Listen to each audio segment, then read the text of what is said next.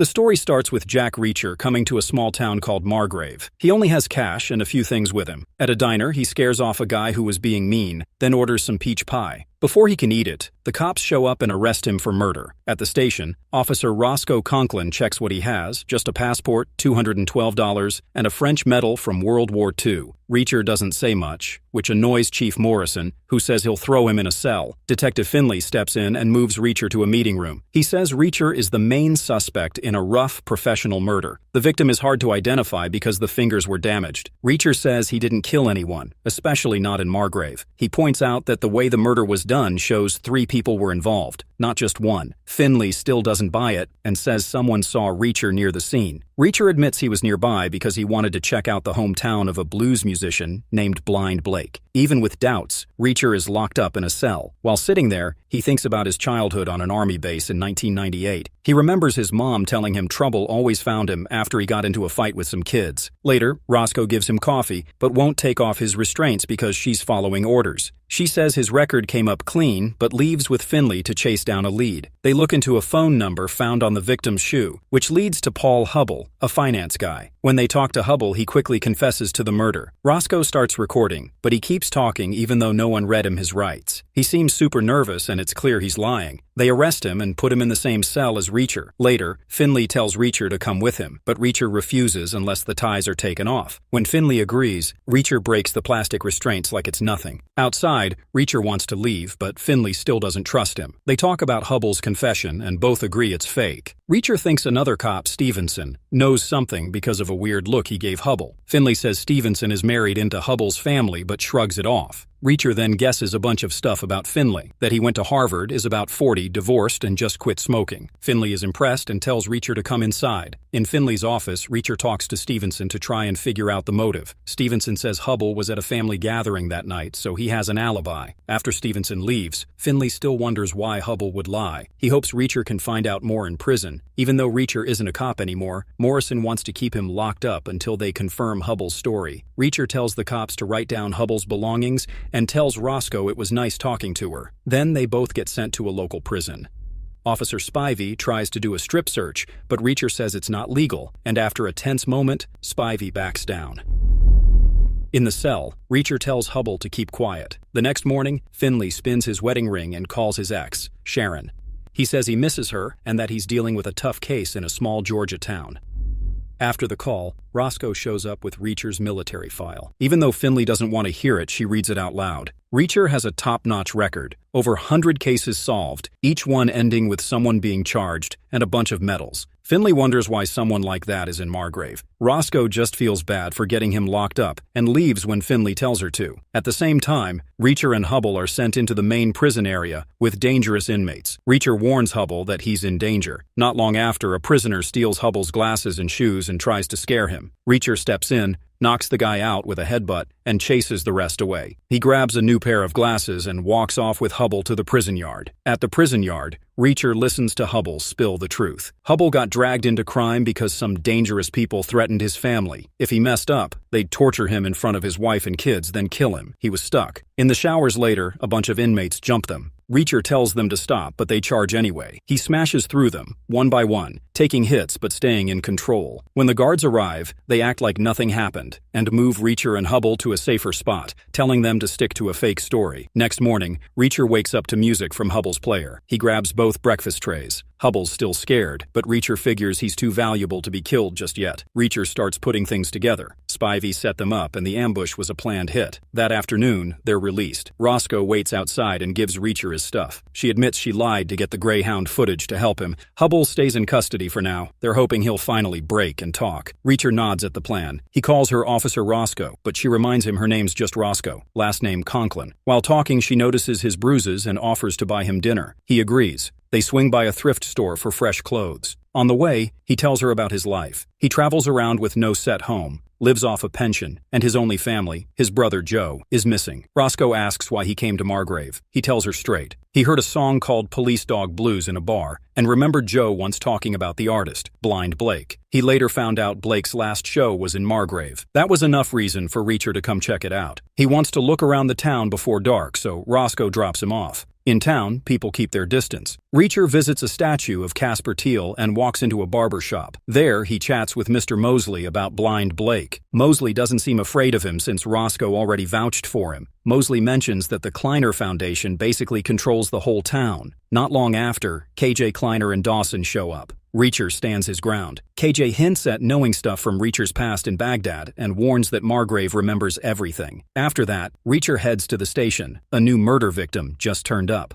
Roscoe cancels their dinner, which ticks him off. At the station, Finley accuses Reacher of secretly talking to Hubble in jail. Reacher says no, but Finley doesn't let it go. He threatens to jail him again unless Reacher comes to the morgue. At the morgue, medical examiner Jasper gives them the rundown on the dead guy's dental work and messed up fingerprints. Reacher freezes. He knows this man. Same old injury, same scar he caused when they were kids. It's Joe. Reacher leaves the morgue without a word. Finley tries to drag answers out of him, but Roscoe steps in. In the car, Reacher connects everything. Joe's talk about Blind Blake, the trip to Margrave, and now the murder. He makes a promise to himself. Everyone involved will pay one by one. Back at the precinct, Reacher storms off, and Finley tells Roscoe to keep an eye on him, warning her to shoot him if he doesn't listen. Reacher notices she's tailing him and calls her out. She insists she's doing her job, but he mocks her tailing skills. Knowing he's headed to the Hubble house, she offers to drive him the rest of the way. At the Hubble home, Charlie thanks Reacher for protecting her husband. She doesn't know where Paul is. Reacher reveals that his brother Joe was the man found dead by the highway, and Joe had Paul's number on him. Charlie is confused. Their daughters, Tally and Lucy, come down, and Charlie sends them to bed. Reacher excuses himself to the bathroom, but snoops, finding Paul's shoes and a familiar seed stuck to one. Outside, he tells Roscoe that the attackers in prison may have mistaken him for Hubble due to the glasses. He shows her the seed, which she identifies as a hitchhiker seed. They investigate where Joe's body was found, but no seeds are there. Reacher suspects the shooter was a pro and enjoyed the kill. Roscoe asks about Joe. Reacher says they were close, had no family, and Joe had worked for Homeland Security. He walks off to find a motel, declining her offer for a ride. Roscoe follows him to the motel. As he comes out, a group of young men harasses him. Reacher realizes Kleiner sent them. One of them, Graham, throws a can at him and threatens him. Reacher fights back and breaks several of their hands. Roscoe watches from a distance, wondering what kind of storm just hit Margrave. Meanwhile, an unmarked van pulls up to a large house. 4 people in white latex suits step out. The next morning, Reacher finds a dog with an empty water bowl. He hops the fence, fills the bowl, and calls the owner a liar when he says he already did it. After petting the dog, Reacher leaves. At the station, Roscoe informs Reacher that Chief Morrison has been killed. She knows Reacher didn't do it. At the scene, Finley is shaken. It's the worst he's seen.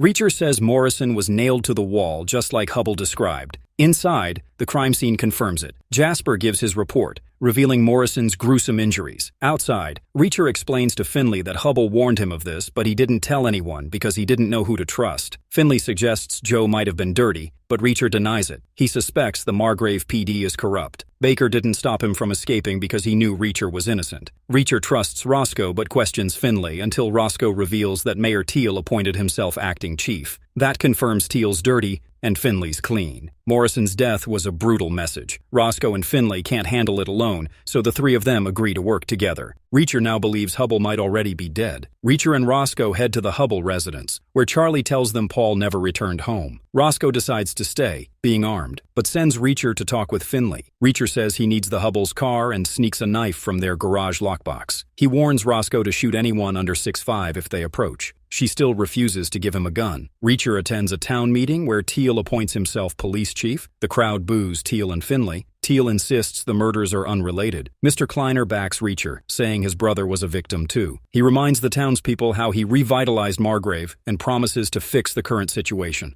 KJ and his cousin glare at Reacher from across the room. After the meeting, Finley tells Teal he's trying to connect the murders, but Teal won't allow it. Instead, he sends Finley to dig into Morrison's past convictions, claiming the killer is likely among them, and refuses to prioritize the highway murders. Finley tells Reacher that Teal's assignment is a distraction. Reacher suspects Kleiner is dirty and worth investigating. Finlay says that could alienate the town, but Reacher proposes a cover plan. He and Roscoe pretend to investigate Morrison's cases while secretly doing real work, like checking Joe's rental car. Hubble's family also needs protection, so Finley decides to call his old FBI friend Picard to help. He also urges Reacher to get a phone. After Finley leaves, Teal offers Reacher condolences for Joe's death and says he'll share updates while Reacher is out of town, but Reacher tells him he's not going anywhere. Teal clearly doesn't like that. Reacher buys a phone next to Mosley's barbershop. Mosley offers his sympathies and warns Reacher that others are also looking for vengeance. A group of unfriendly Spanish-speaking men recently asked about him. Reacher jokes about needing another shave soon. Charlie talks to Roscoe, saying Reacher is a good man who can help them. When Reacher returns, he tells Charlie to pack up. FBI agent Picard is taking them into protective custody. Charlie is hesitant,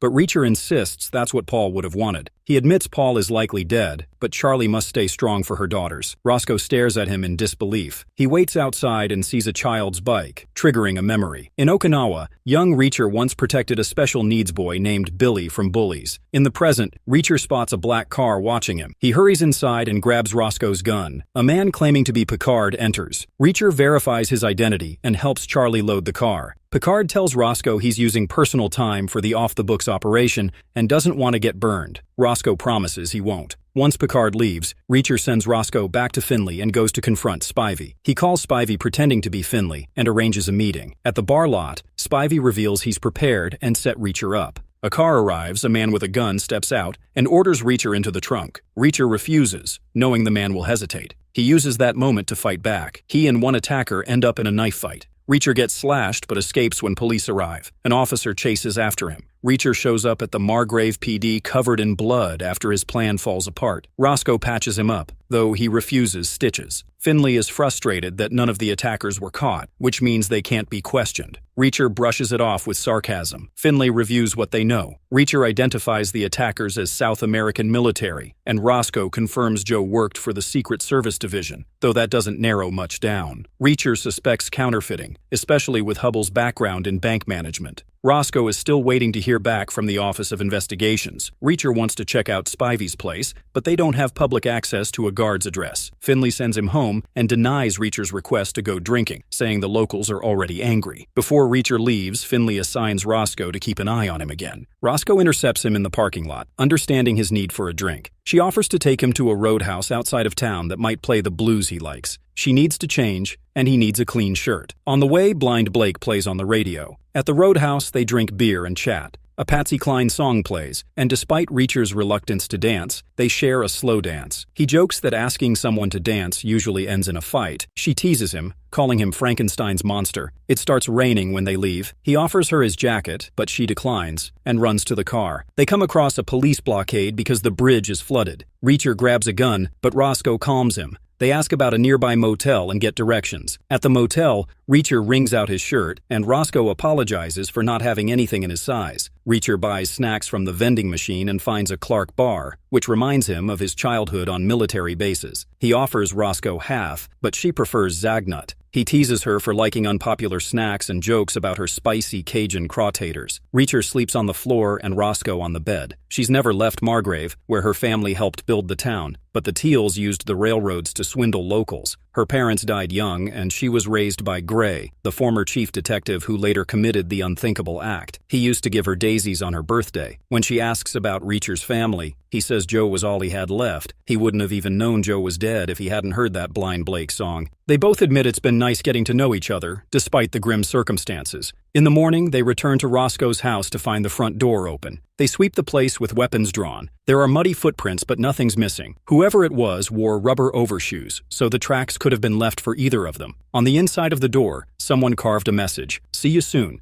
Reacher looks at it and says he's going to need a gun. After the frightening home invasion at Roscoe's place, Reacher reacts out of instinct, wanting to shield her from further harm. He tells her that it's normal to feel scared in a situation like this. But rather than feeling protected, Roscoe is furious at his remark. She doesn't want to be told how to feel and snaps back, calling Reacher a condescending asshole. She insists she's not scared. She's pissed off, and she has every right to be. She reminds him that she could have joined the FBI or even the CIA, but chose not to because she couldn't stand the bureaucracy and nonsense that came with it. She doesn't need any man protecting her. That house was hers. She fixed it up with her own 2 hands and her own money in the very town her family helped to build. It's more than just a house. It's a legacy. The break-in wasn't just a violation of her space. It was an attack on something sacred. To prove her point, she retrieves a sturdy box from a high shelf and opens it to reveal a massive, gleaming gun that's both intimidating and beautiful. Without a word, she hands it to Reacher. He walks outside, lifts the weapon, and fires a test shot straight into a tree stump, blowing a wide, ragged hole straight through it.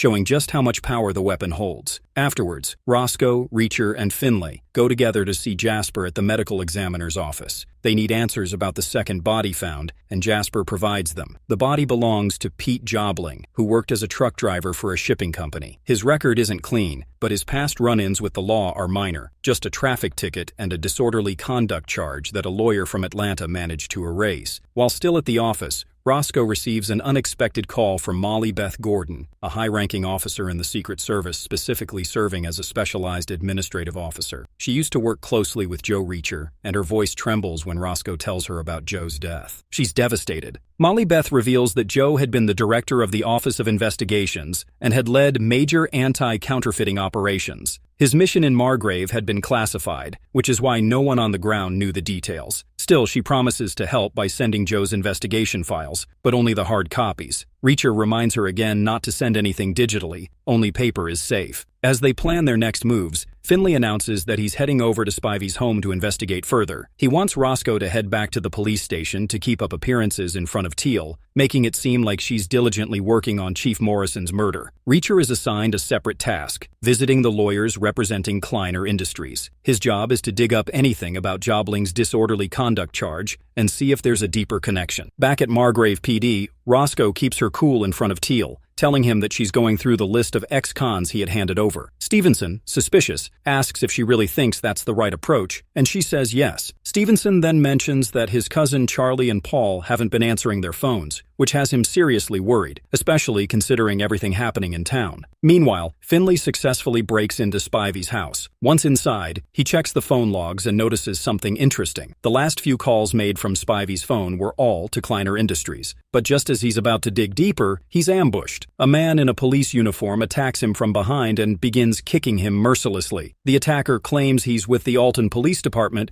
and accuses Finley of trying to rob the house. At the same time, Reacher walks into the office of Pete Jobling's attorney, who's pretending to be someone named Brian Doyle. The lawyer claims he was hit by a Home Depot delivery truck, but Reacher isn't buying it. He quickly drops the pretense and tells the lawyer why he's really there. When the man resists, Reacher uses force and threats to make him print out Jobling's complete legal file. Later, at Alton PD, Roscoe storms in and gets Finley released from the holding cell. She's furious that the officers had the audacity to beat up Finley and scolds them, asking sarcastically, when was the last time they arrested a burglar wearing a three-piece suit? Outside, Finley tries to calm her down and says that cursing is the sign of a weak mind. Still, he thanks her for having his back. He also confirms that the break-in wasn't for nothing. He got useful information. The trio reconvenes at Jolene's chicken shack to compare notes. Reacher reveals that the Kleiners had quietly paid Jobling's legal fees. Finley adds that Spivey is now missing, but his phone shows multiple calls to Kleiner Industries. They decide that Finley and Reacher will go talk to Kleiner directly, while Roscoe continues the search for Joe's rental car.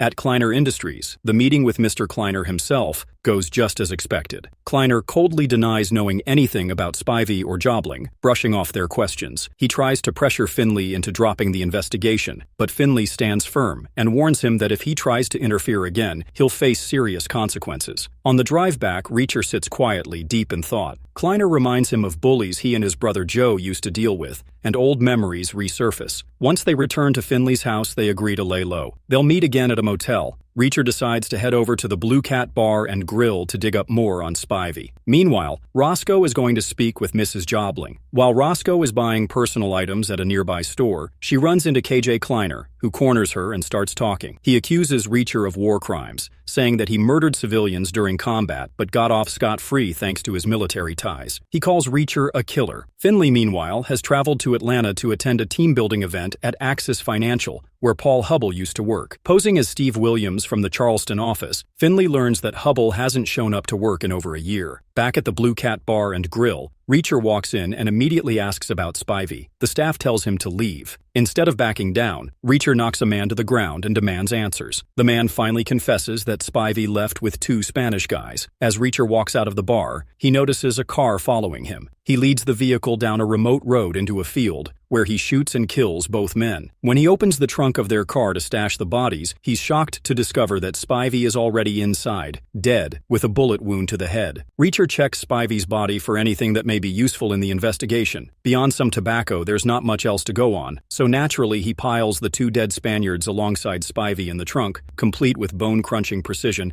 and answers a call from Finley. Finley has found out that Hubbell's been lying to Charlie. He hasn't worked at the bank for a year, and he's also got a tip-off about a burnt car found on the edge of a farm. It seems like someone was hiding it, but the rain has washed away the little cover it had. When they get there, Reacher checks out the vehicle and notices the burning was deliberate, potentially done with an accelerant and a match. They can't be 100% sure that this is Joe's car, but through some ingenuity, Reacher manages to find the VIN number. When Roscoe shows up, the pair head to the trunk of the car. There, Reacher confirms what really happened in the small village in Iraq. The kids there were being abused, and after saving them from their horrific ordeal, he turned his attention to the adults, offering them a choice. But that didn't turn out so well, eventually leaving them dead. The Kleiner family clearly used their resources to find this out, but of course they spun it as killing civilians. With the past cleared up for now, Roscoe and Reacher work together to hide the bodies, getting a suite near the airport. Afterwards, Reacher pays in cash, that same wad of money he uncovered from the bodies earlier. Once they make it into the suite, Reacher sets to work making sure the room is completely prepped just in case they're followed. Molly Beth has tracked down numerous files, but although she's flying in at 5 a.m., Roscoe chirps up and suggests she get a train to 5 Point Station. Once she touches down, there are less cameras, and given she's handing over classified files, it's in her best interest to keep a low profile. After the call, Roscoe and Reacher end up making love as they find solitude in one another's pain. The next day, Reacher and Roscoe head off to visit Mrs. Jobling. They're there to see Pete, but he's not in. It turns out Pete is actually living in Brookhaven, which gives them their next lead. Showing up to see Judy, there's no love lost between her and Pete. She actually doesn't care that he's dead. Given their lavish house, Judy admits that Pete was involved in some shady business. Specifically, it seems that he was selling air conditioners. Thanks to Reacher's no-nonsense attitude, she leads them to the aircon boxes out in the garage. But yet, there are just boxes and no aircon units. This certainly doesn't add up to the 2 lavish houses Pete holds, this one and the one his parents are shacked up in. So Reacher believes this links back to the fake cash for Kleiner. The bills could well be produced in South America and then shipped to Florida. This would then give Jobling incentive to drive down with the aircon unit boxes as a cover story to then take the fake cash back to Kleiner. That's the theory anyway, but it's certainly plausible. Back in town, word about Finley's antics at Kleiner's office comes back to bite him. Teal is not happy and immediately calls him out and demands he do a deep dive into a whole list of felons. If not, Finley's going to be chucked off the case. So for now, Finley is forced to play ball. Receiving a call from Picard, Finley talks to him in code. Charlie and the kids are okay, while Picard needs to leave and hand over his files in person at a secured location. Once there, Reacher learns that they've got a hit on a Ron Hassey at a motel. This used to be Joe's alias back in the day, so Reacher knows this is all tied together to his brother. When they get there, it seems the South Americans have got to him first. However, Reacher knows his brother better than they do. After finding a discarded bag in the bins, because after all, a suitcase is where you'd leave the precious cargo, right? He uncovers a hidden note. On this, it details several numbers and a couple of cryptic clues, Jobling's garage and Gray's Kleiner file. However, they don't get time to dwell as several gunmen arrive and spray bullets. The pair run, but Reacher is the target here. With things looking grim, Roscoe eventually shows and saves the day. However, she isn't happy about Reacher's obvious emotional reaction to protecting her. When they head off together, Finley rings with bad news. He believes that Stevenson may actually be one of the dirty cops.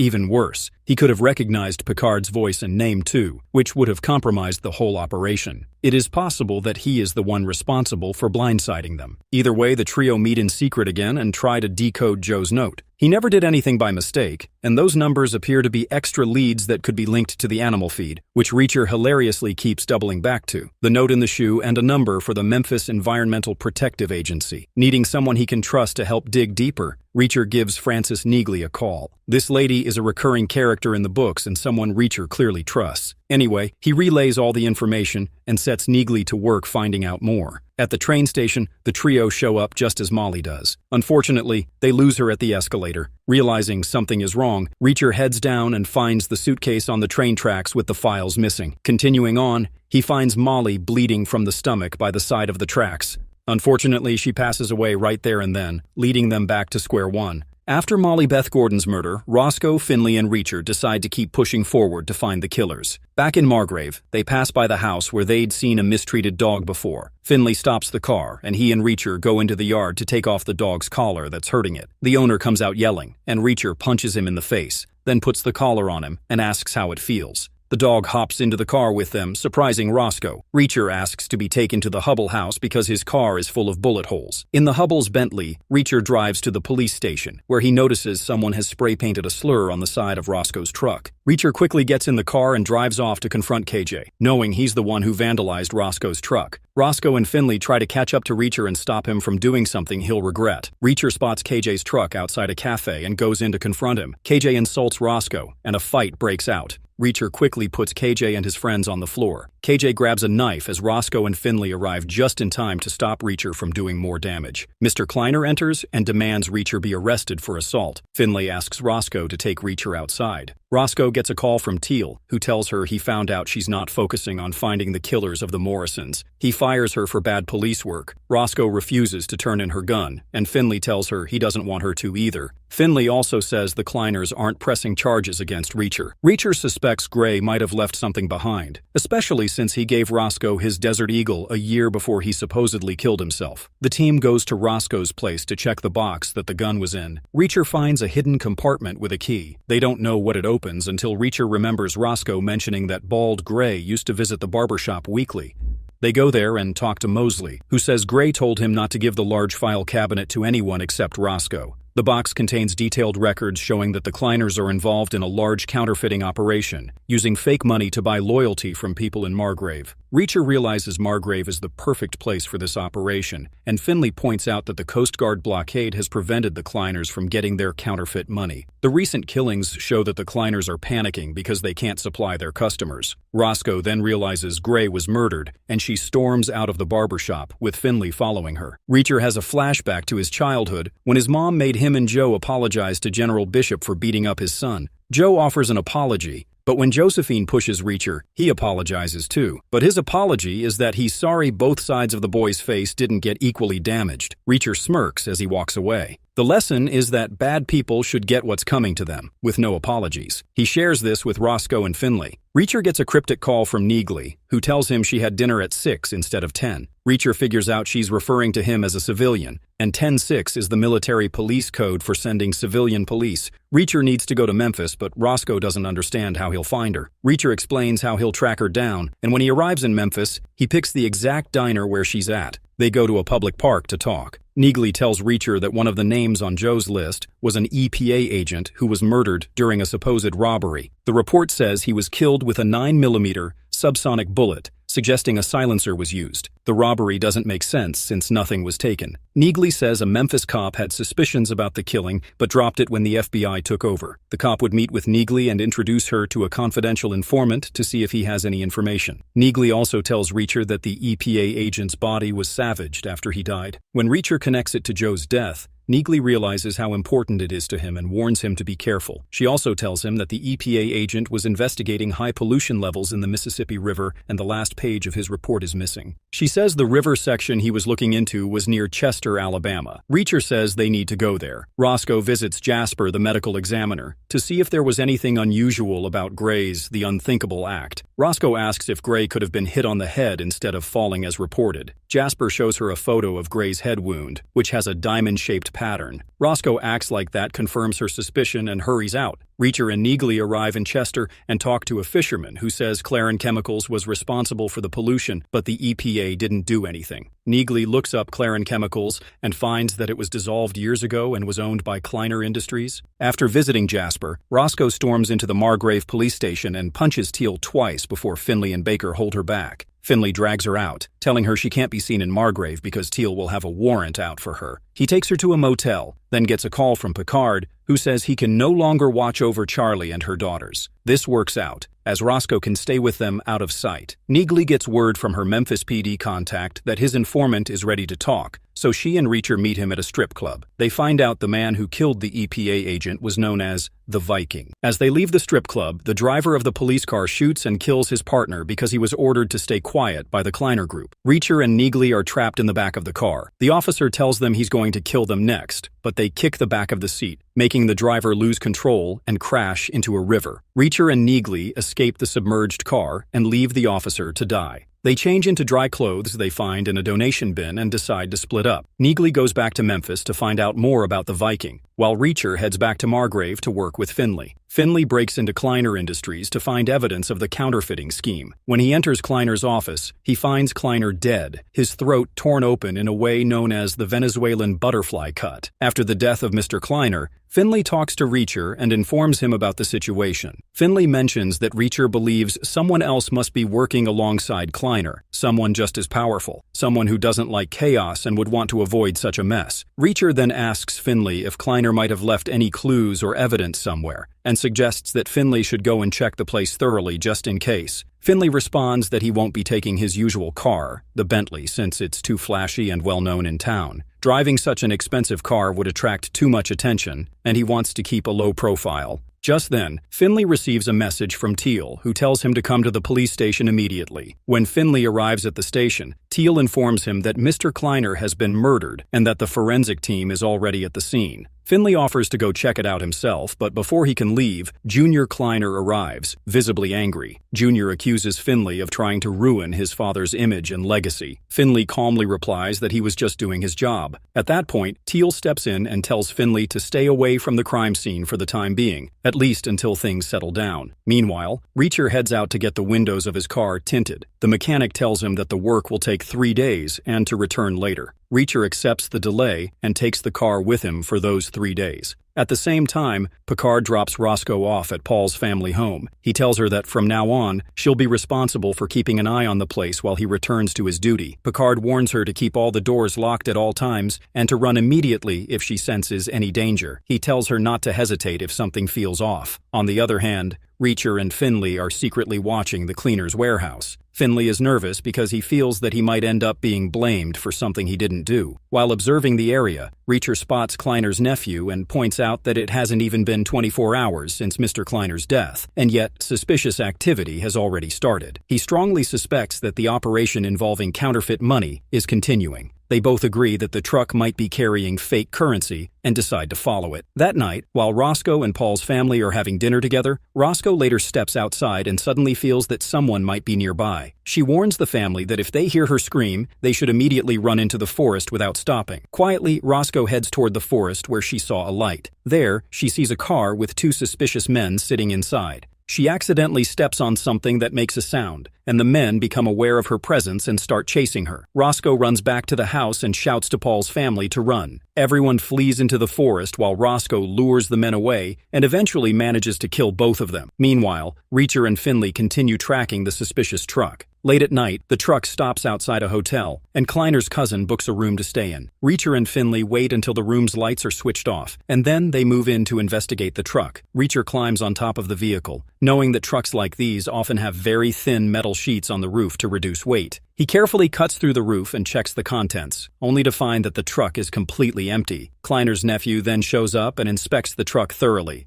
The stress on his face suggests he expected something to be inside. After he leaves, Reacher comes down and informs Finley that there was nothing in the truck at all. By morning, Roscoe is still searching for Paul's family. Eventually, she finds Paul's wife, Charlie. Roscoe assures her that the danger is gone for now and tells her that there is a highway nearby where they'll be safe. Together, they head in that direction. After walking for some time, they come across a restaurant. While sitting there, Roscoe asks Charlie whether she knew that Paul had quit his job at the bank a year ago. Charlie admits that she was aware of it. She then tells Roscoe that Mr. Kleiner had approached Paul and expressed interest in including him in Kleiner Industries. Paul had been very excited about the opportunity. Mr. Kleiner told him that he would take him to Venezuela for a test, and if Paul passed, he would be rewarded with a substantial salary. Paul successfully passed the test, and Mr. Kleiner offered him 4 times his previous salary. But before the deal could be finalized, Kleiner told Paul that his business partner wanted to meet him. This partner was nearby, located at a stable. When they arrived at the stable, Mr. Kleiner explained how the horses had behaved when they were first brought in. They were wild and restless, but they soon adjusted to the environment. He used this example as a metaphor for Paul's situation. Kleiner revealed that the money Paul had helped manage was connected to a massive international fraud scheme, and now Paul was a part of it. He said the only reason he could afford to pay Paul such a high salary was because he printed the counterfeit notes himself. Paul, he said, had just helped turn illegal black money into legitimate white money. Kleiner warned him that he was now trapped in a situation with no way out. Kleiner told Paul that trying to escape would be pointless, just like the horses had nowhere to go. He made it clear that no place in the world would be safe for him now. If Paul reported anything to the authorities, he would face 30 years in prison. Kleiner told Paul to keep doing what he was told, and in return, he would protect him from harm. He predicted that after staying there for a while, Paul would willingly want to keep working for him. With that, Kleiner left the stable, locking Paul inside from both sides. Later that night, some goons brought a man into the stable. They brutally beat him and nailed him to the wall, just as they had once threatened Paul. This is what ultimately forced Paul to obey Mr. Kleiner. Elsewhere, Picard arrives at the restaurant, and everyone gets into a car. Suddenly, someone attacks Reacher. A fierce fight breaks out. Reacher struggles for a while, but finally manages to overpower the attacker and strangles him with a tie, killing him. We see Stevenson and his wife talking at home. Stevenson's wife asks him if he has found out anything about her cousin and her cousin's husband. Stevenson replies that he has not discovered anything yet. He explains that Teal is not letting them work properly. He mentions that Teal fired Roscoe, and since she punched Teal, Finley has also not been seen around. Now only Baker and Stevenson are left at the police station, and Stevenson suspects that Paul and the cousin might either be dead or in serious trouble. Stevenson's wife is also pregnant. As they continue talking, a black car suddenly stops outside their house. 4 killers, all wearing matching rubber shoes, step out of the car and start walking toward Stevenson's house. The following day, Reacher and Finley attend Mr. Kleiner's funeral. Finley leaves Reacher in the car and goes to pay his respects. At the funeral, Kleiner's nephew gets furious upon seeing Finley and accuses him of being responsible for his uncle's death. The nephew threatens to kill Finley in the same way. After the encounter, Finley and Reacher leave the funeral and head over to the garage to pick up the car. The mechanic informs them that only 2 of the windows have been tinted so far. Reacher tells the mechanic not to worry about finishing the rest, insists on paying the full amount, and asks for the car to be returned to him immediately. Just then, Finley receives a call with the news that Stevenson has been killed as well. He is told that Stevenson's wife was tortured before being murdered, and Stevenson himself was tied up in such a way with mirrors placed around him so that no matter where he turned his head, he would be forced to watch his wife suffer. The killers were clearly trying to extract some information from him, but Stevenson must not have said anything.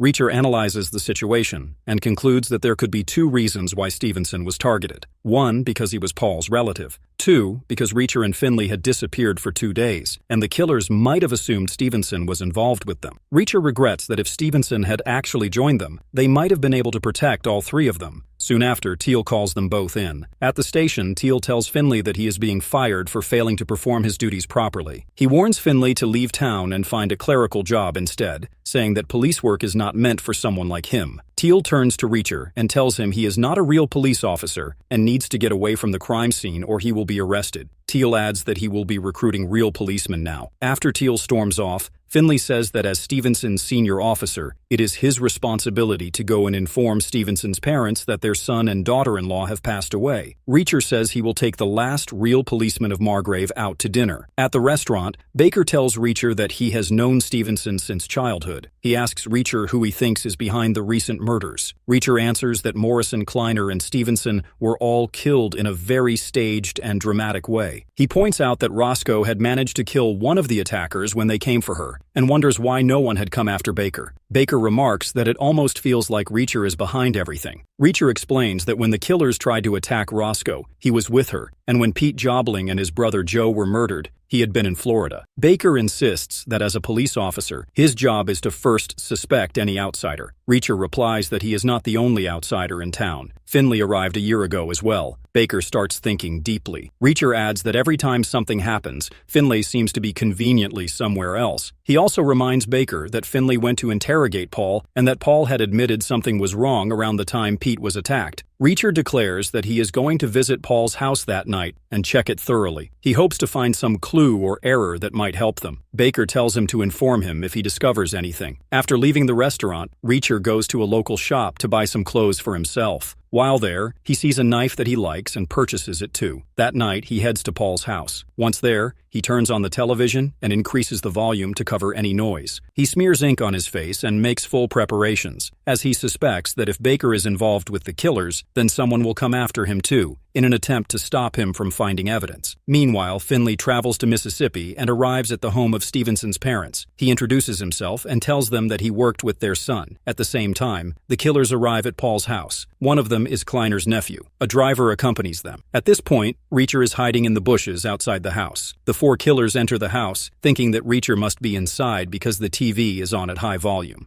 They begin checking all the rooms. However, they cannot find Reacher anywhere because he is not inside. Then Reacher hears the deep breathing sound coming from the car outside. One of the killers goes out to check why the driver is breathing heavily, and Reacher kills him too. After that, Reacher quietly enters the house and kills the next killer. Then comes the turn of the third one, and Reacher eliminates him as well. He uses his new knife to kill all of them. Finally, it's Kleiner's nephew's turn. He's a tough opponent and fights back strongly, giving Reacher a hard time. As the fight continues, they move out toward the swimming pool where Reacher finally manages to kill him. Reacher then returns to the house and cleans the ink off his face. He looks at the slip left by his brother and calls Roscoe to share that Joe could never figure out where the paper for the counterfeit notes was coming from. Reacher says he has traveled all over the world, but explains something unique about U.S. currency. All the notes, whether big or small, are of the same size. If the ink is removed from any note, it becomes a blank paper. Paul used to help with collecting small currency from places like casinos or local shops. They used to use a substance called diatomaceous earth, commonly found in pesticides, pool cleaners, and animal feed, to clean up the chemical waste. That's why they had large quantities of animal feed. The fake notes were ordered from banks, shredded, and used in chemical cleaning.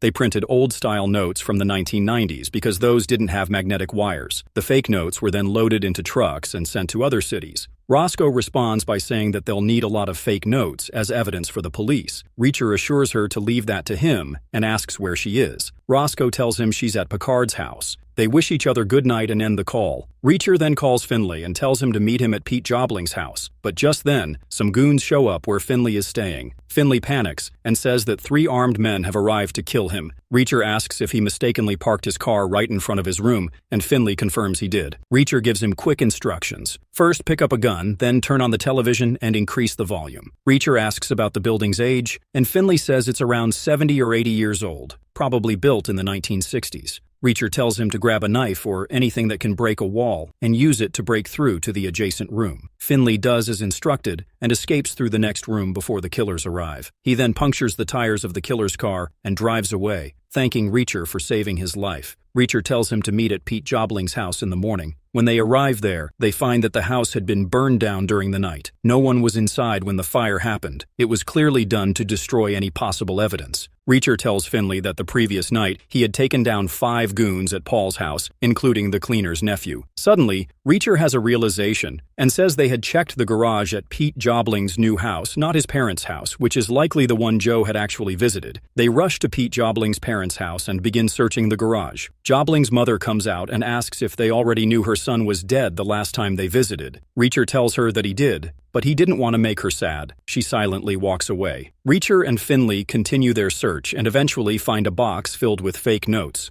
Reacher tells Finley to call Picard and instruct him to meet them at the place where they had previously left the Jaguar, saying he would be arriving with the counterfeit notes. While Reacher is on his way, he gets a call from Neagley, who informs him that an FBI agent had been involved with the counterfeiters and had closed the case without conducting any investigation. That agent later died of cancer, but one of his associates is still working with the criminals. As Reacher arrives at the house, he steps inside and announces that he knows who the agent's associate is. It's Picard, who is standing right in front of him. Reacher is being held up at gunpoint. It's 3 against 2 and the odds aren't on their side. It turns out Picard was seduced by the money in this counterfeiting gig. And worse, they've got Roscoe held hostage too, thanks to a smirking KJ holding a mobile. Their demands are broadcast through her. KJ is going to do to her, Charlie, and the kids what they've done to Morrison, unless Paul is brought back to him. These guys are not messing about. It is revealed that Reacher did not kill Kleiner Sr., Molly, and Joe. The real crux of the issue here comes from the Coast Guard blockade, which explains the issues these guys have had all this time. However, Reacher's suggestion that the Venezuelans are responsible for killing Kleiner Sr. is completely wrong. It turns out KJ actually killed his own father, taking inspiration from the South Americans to kill him and make it look like they did it. Furthermore, KJ also hired Picard's partner to go and kill the Memphis agent. KJ is responsible for killing Molly and for the death of Joe too. Dawson was the one who kicked Joe's body. This explains how everything ties together,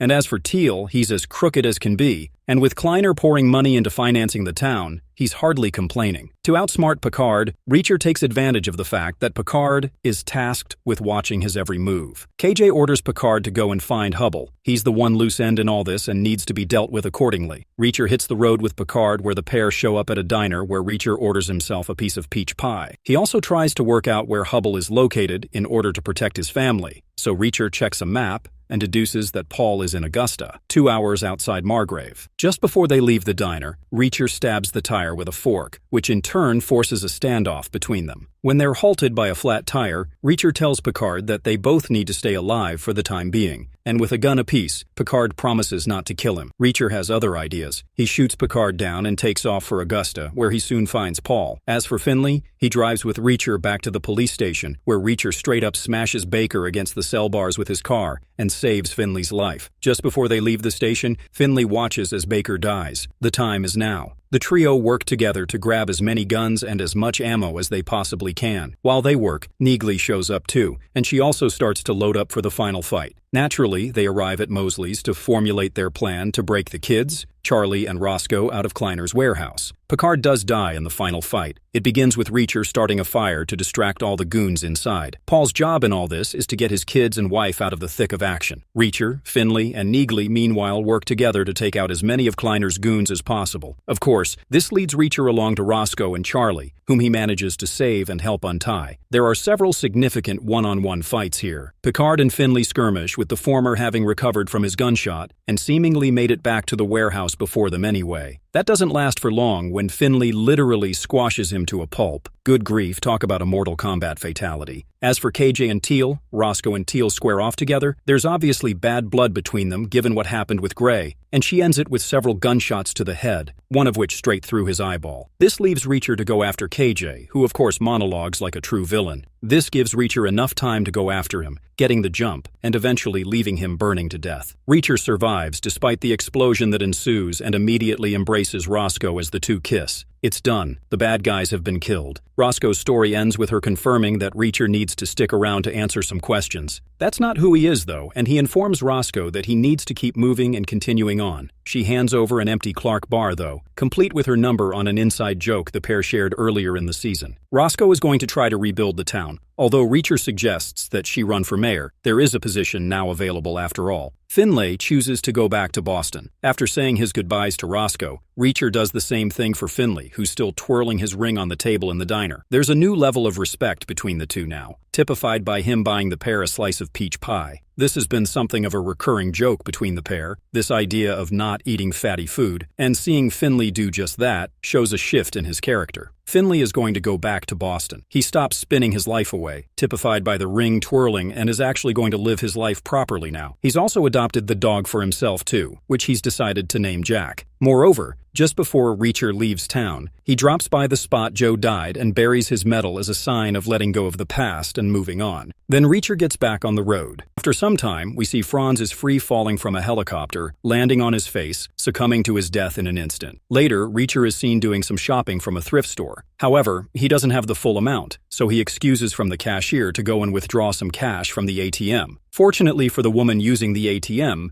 Reacher realizes she's in danger, and so he calmly offers her help. When the woman explains the situation to Reacher, he walks to the van, beats the man brutally, rescuing the woman's son in the process. Reacher then heads back to the thrift store and uses the cashier's phone to contact Neagley as she gave him signals for a distress call. During this phone call, Reacher discovers that Franz has been murdered and decides to head to New York. Going back the earlier events, Reacher arrives at the Rock Creek, where Franz receives Reacher. They then take a walk to the other team members. Meanwhile, David O'Donnell is making fun of his mates. Not long after, Reacher arrives, telling his squad that they have to carry out this mission, and he doesn't want useless MPs on this case. However, seeing them being so unsynchronized with each other, Reacher doesn't know if this is going to work out. In the present, Reacher goes to meet Neagley at a cafe where Neagley debriefs Reacher regarding Franz's death. Neagley then asks Reacher what he is going to do next. In response, Reacher suggests that they should not let police do all the investigation for their friend's murder. They then decide to meet with Franz's widow to get more information from her. Moreover, a guy is seen following Reacher's every step. Over at Franz's house, his wife is unable to keep herself calm, but still finds the courage to give information about the day when Franz disappeared.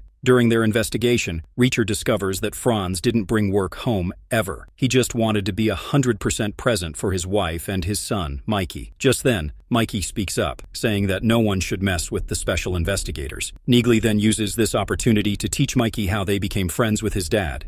As Neagley and Reacher head out, the guy is still following them, discovering that they are staying at Vale Hotel. So, the man's boss asks to keep an eye on them and that hotel. After this, Reacher and Neagley head to Franz's office, which is completely wrecked, leaving Reacher to realize that the enemies didn't find what they were looking for. Neagley chimes in, suspecting that the thing might be small, and believes Franz hid it in a mailbox. However, the postal service is closed, so they have to try later. That night, Reacher and Neagley discuss how Reacher had a thing for Dixon, but he didn't sleep with her, finding it inappropriate. The very next day, at Rock Creek, Reacher's unit gathers at the officers' club, hanging out casually when a patron insults Neagley, claiming the club is only for officers. Reacher offers the man a chance to back off, but when the man keeps mouthing off, a fight breaks out between Reacher's team and a bunch of regulars. After the brawl, the team sits around a campfire, laughing over their bruises and feeling even closer than before. Reacher and Neagley strengthen their bond, and Franz realizes Reacher had planned the whole thing as a test. Reacher admits he knew the club crowd would be strict about rules, and that the place would be packed. The fight at the officers' club had been planned all along. It was Reacher's way of testing if his team could really stick together when things got rough. After the chaos, they all take a photo to remember the night, but just after the picture is snapped, Reacher is haunted by a sudden vivid vision of Franz's dead body, asking him if he plans to do anything about his murder. Reacher wakes up gasping for breath, shaken to his core. The next morning, a man using the name Adrian Mount arrives at LAX airport, clears customs smoothly without raising suspicion, and heads to a restroom where he burns his passport to erase his trail. Meanwhile, at the post office, Neagley struggles when Angela, the worker, says she can't figure out which mailbox was Franz's because it was registered under his company's name, not his own. Neagley warns that trying every box by force would get them arrested. Reacher suggests a sneaky plan.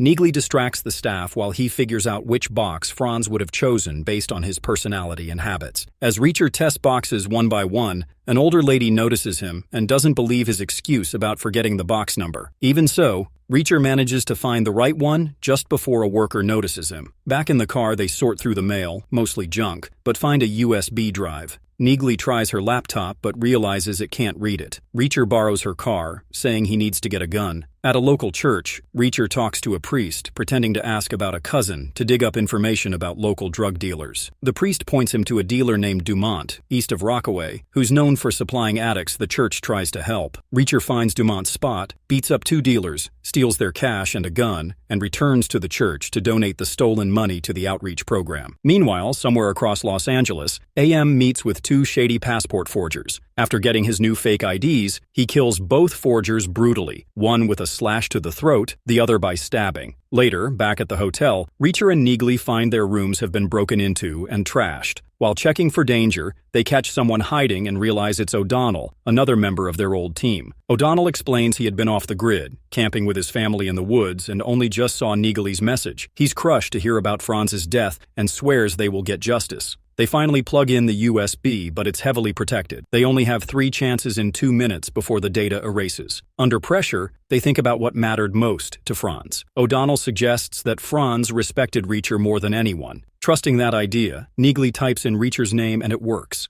Reacher stays silent, feeling a deep rush of emotion he doesn't show. Elsewhere at LAX AM, now using a new name, Andrew McBride, chats with a little boy who loves comic books. AM smiles and says he likes comics too, because in them, the good guys always win. A ticket agent confirms his flight to Denver is ready. Back at the hotel, Neagley prints out a long list of names, all with the initials AM, suggesting these are a series of fake identities. They also print out 7 pages full of random numbers with no clear pattern. Trying to track down their old teammate Swan, they head to his apartment in Queens. There, they find his dog, Maisie, dead from dehydration. Reacher knows right away. Swan is gone. He would have never let his dog suffer like that. Feeling the loss even deeper, Reacher realizes with certainty that someone is hunting down their old team one by one, and they can't afford to sit around waiting to be the next targets. As they leave Swan's apartment, Reacher spots the same sedan he noticed earlier, clearly following them again. Without hesitation, he strides right up to the car, yanks the driver's door open, and knocks the man out cold with one punch. Neagley quickly checks his ID and finds out the guy is Gaetano Russo, an officer from the NYPD. O'Donnell gets furious, telling Reacher that he's just made himself a target for the cops. Neagley pieces things together. Russo was already involved in Franz's murder investigation. Reacher figures that NYPD must have flagged Franz's call to Neagley and maybe even spotted the plane ticket she booked. However, the reason why they're being followed still remains a mystery they can't crack yet. Feeling the pressure build, O'Donnell tries to call their other teammates, Sanchez and Orozco, but both their voicemail inboxes are full, raising even more red flags. Reacher decides they should head to Atlantic City to find out if Sanchez and Orozco are still alive. Meanwhile, the scarred man calls Langston and updates him about the situation. Langston orders him to keep watching them closely because backup is on the way. At the airport parking lot, Neagley and O'Donnell bicker about how they should get a car. At that moment, Reacher notices Carla Dixon approaching, a familiar face from the 110th Unit. She had been deep undercover in Texas, working on a corporate embezzlement case and only just caught up with their messages. Reacher quickly fills her in on everything that's happening and asks her to rent a car using her undercover fake ID. She agrees without hesitation, blending right back into the mission like she never left. Reacher recalls when Dixon once cracked a suspicious fuel case back in Afghanistan.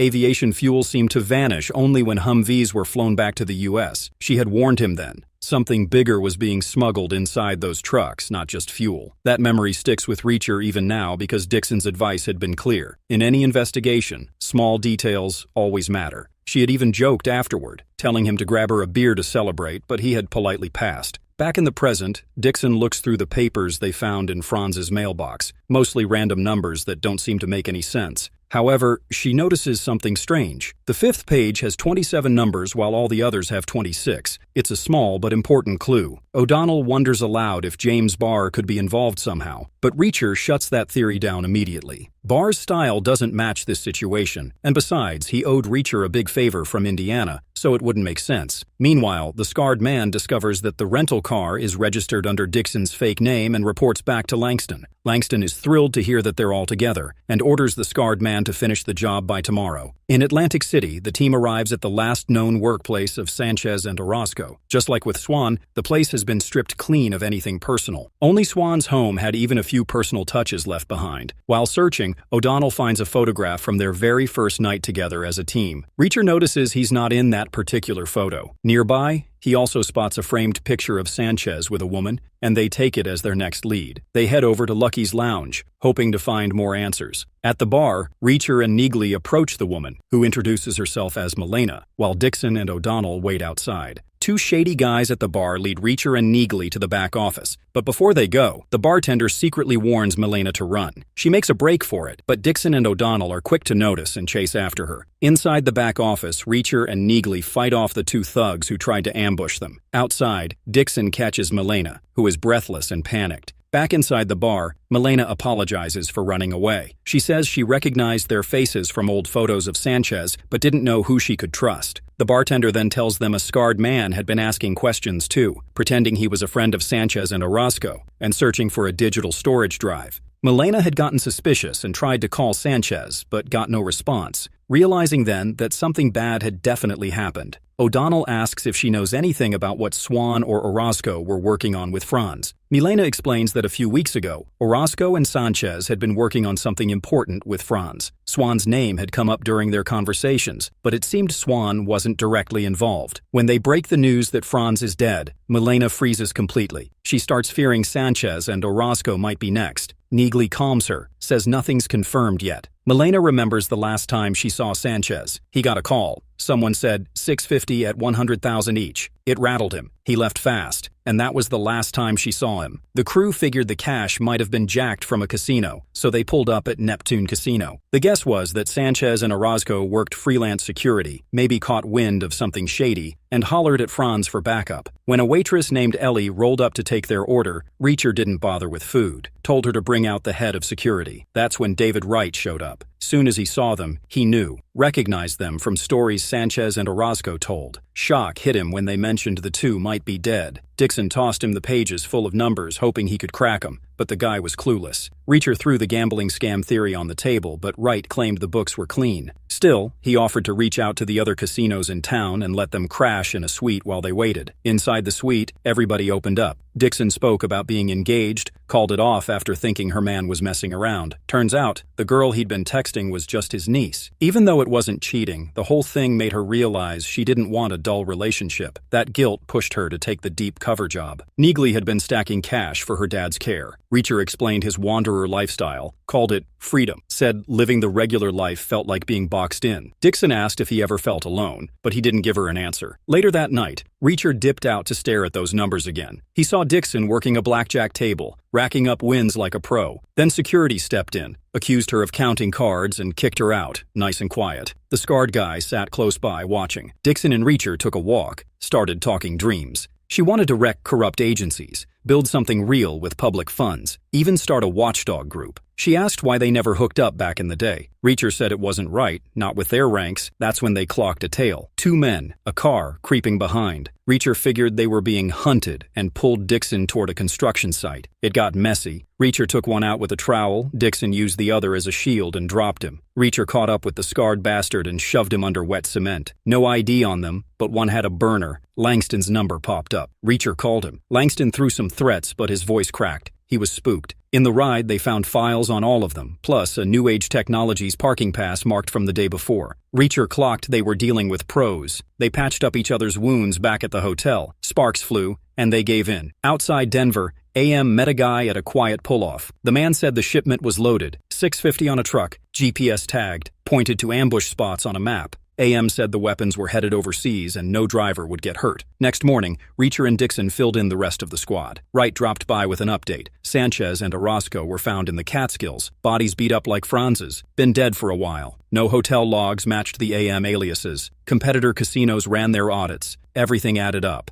Dixon connected the whole mess back to New York. It all pointed there. Reacher, burning with payback, wanted more firepower. Somewhere far from where Reacher and the others are, Calvin Franz is being badly beaten by Shane Langston's men. They are trying hard to force information out of him. They break both his legs and leave him bloody. But Franz refuses to give them anything. Even after all the pain, Franz spits blood right into Langston's face, full of defiance. Furious, Langston tells his crew to throw Franz into the helicopter. Once they are flying high above the Catskill Mountains, Langston gives Franz one last chance to talk, asking if he wants to save himself. But instead of begging, Franz just wonders aloud what the big guy will do to Langston once he finds out. Langston doesn't care about threats. He simply orders his men to throw Franz out of the helicopter. As the door slams shut behind Franz's body, Langston finally pauses and starts to wonder, deep down, who this big guy really is and whether he has made a mistake. Meanwhile, back in the present, Reacher is at a small gun shop. He quietly slips some cash to the owner, Frank Majeski, to skip the paperwork and sell him a few guns under the table. On the drive back to New York, Reacher and Dixon tease O'Donnell about his terrible shooting skills, joking that he couldn't hit the backside of a donkey with a banjo. Eventually, Neagley finds them a cheap place to stay for the night, a worn-out motel called Jade East along the Belt Parkway. Their lighthearted mood is interrupted when a police cruiser starts flashing its lights behind them, signaling them to pull over. Reacher calmly tells Dixon to comply. When they stop, an officer tells them to stay put. A little while later, Gaetano Russo shows up and officially arrests Reacher. Once at the station, Reacher tells O'Donnell to pretend to be his lawyer, mentioning he studied a little law at Rutgers. Meanwhile, he instructs Neagley and Dixon to dig deeper into New Age. As Russo drives them to the station, he explains how he tracked them. He pulled security footage from the airport rental companies and followed their rental cars' plates all the way back to New York. In the back seat, Reacher and O'Donnell notice a bag filled with kids' toys, and it leaves Reacher feeling uneasy. Elsewhere, Dixon and Neagley meet Marlo Burns, New Age's director of operations, pretending to look into the parking pass incident. They get Marlo to cooperate by telling her that the victims were dear friends. Eventually, Marlo gives them the name Trevor Seropian, the man who had been chasing them before Reacher killed him. She explains Seropian had come in for a maintenance job interview just days before, but was turned away. She even provides his last known address and says the company still has his resume. Meanwhile, Reacher figures out he's being held not on official charges, but only on suspicion, as part of an unofficial investigation. Russo complains that their actions are making his own case harder. The two men realize they want the same thing, truth, and agree to share information. Russo reveals Franz's phone records. There are calls to O'Donnell, Sanchez, Swan, and Orozco, but none to Reacher himself because Reacher never carries a phone.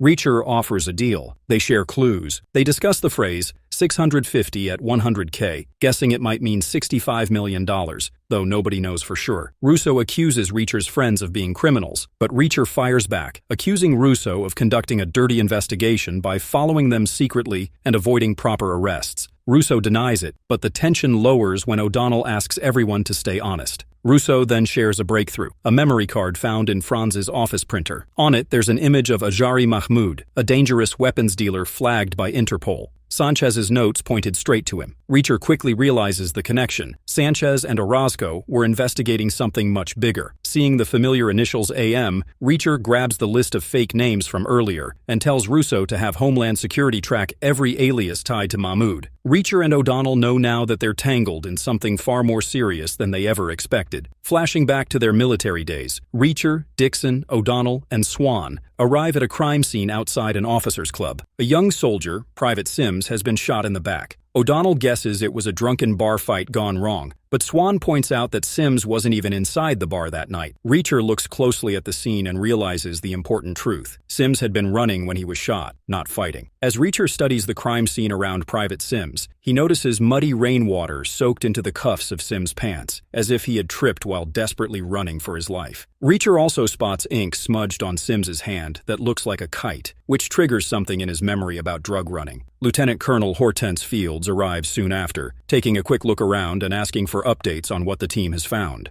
Reacher examines the kite symbol more closely and realizes it's not just any kite. It's a fighter kite, a known symbol of heroin production in Afghanistan. Thinking fast, Reacher connects the clue back to an earlier case involving stolen aviation fuel and asks Dixon to dig deeper into what cargo might have been moved on those military flights. He is starting to sense that something much bigger was happening behind the scenes. Jumping back to the present, Neagley and Dixon are working hard to crack the sequence of numbers they found. Neagley figures out the numbers represent days and months, where each page stands for 1 month and each number marks the days they were working 6 days a week, depending on how long the month was. Dixon notices the numbers mainly focus on the last 7 months, and while the first month's numbers seem solid and steady, by the 7th month, the numbers are falling apart and look really bad, almost like operations were collapsing. Later that day, Russo shows up with news. They found someone who booked a flight from Denver to JFK. Meanwhile, AM, growing suspicious that people are onto him, decides to test it. He bumps into an airport officer and checks his suitcase,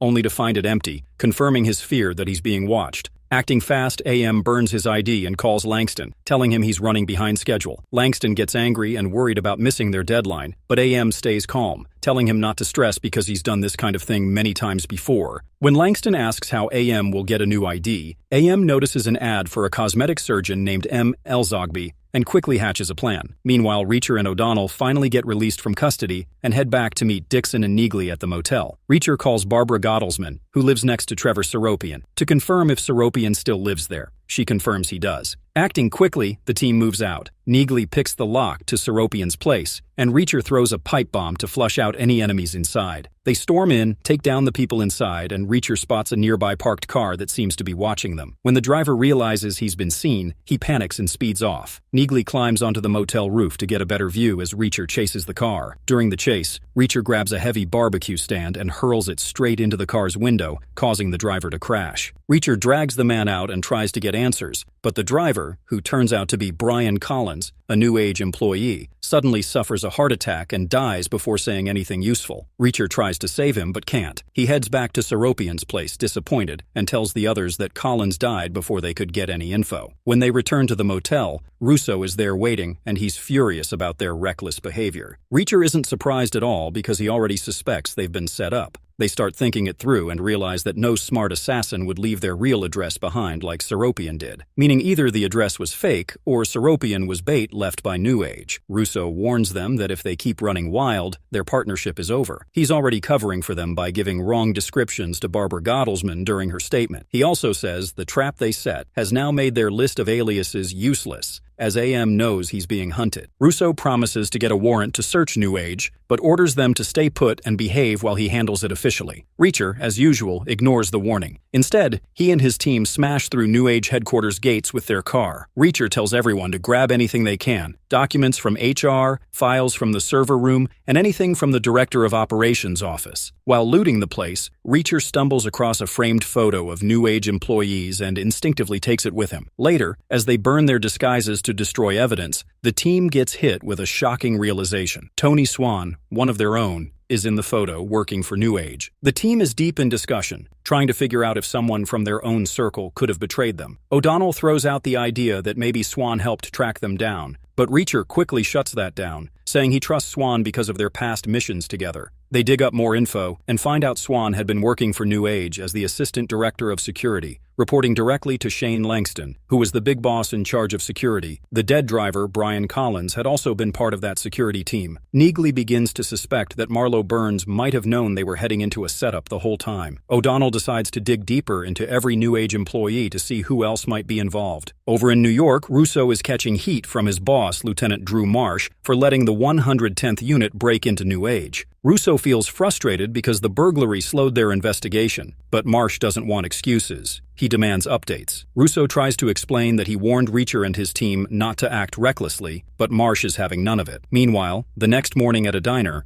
Reacher grumbles about the terrible music. Neagley digs up more info and finds that Swan had emailed Marlo several times, but none of the emails were forwarded to security, which is suspicious. One email talks about a song by Jimi Hendrix, which raises a red flag, because O'Donnell remembers Swan always hated Hendrix's music. They realize the sixth track on that album is Little Wing, and that clue clicks with Reacher. He recalls that New Age had once secured a huge defense contract, which had always seemed shady. O'Donnell adds that Senator Malcolm Lavoie might be tied to it, suggesting corruption. They decide it's time to question Lavoie, but Neagley worries it's too dangerous because Lavoie's got serious security detail. O'Donnell proposes a smarter move, targeting Lavoie's legislative director, Daniel Boyd, who doesn't have bodyguards. Reacher agrees, and O'Donnell starts making calls to find out Boyd's schedule. While O'Donnell is busy, Neagley brings up the idea that maybe Swan really did betray them, especially since no one ever found his body. Reacher defends Swan fiercely, saying he would never abandon his dog to die. Dixon, however, wonders if money might have tempted Swan. They all quietly admit there might have been things about Swan they didn't know. They remember a mission from years ago, when they seized a big load of heroin. Everyone celebrated, but Swan was unusually serious and said he hated drug dealers.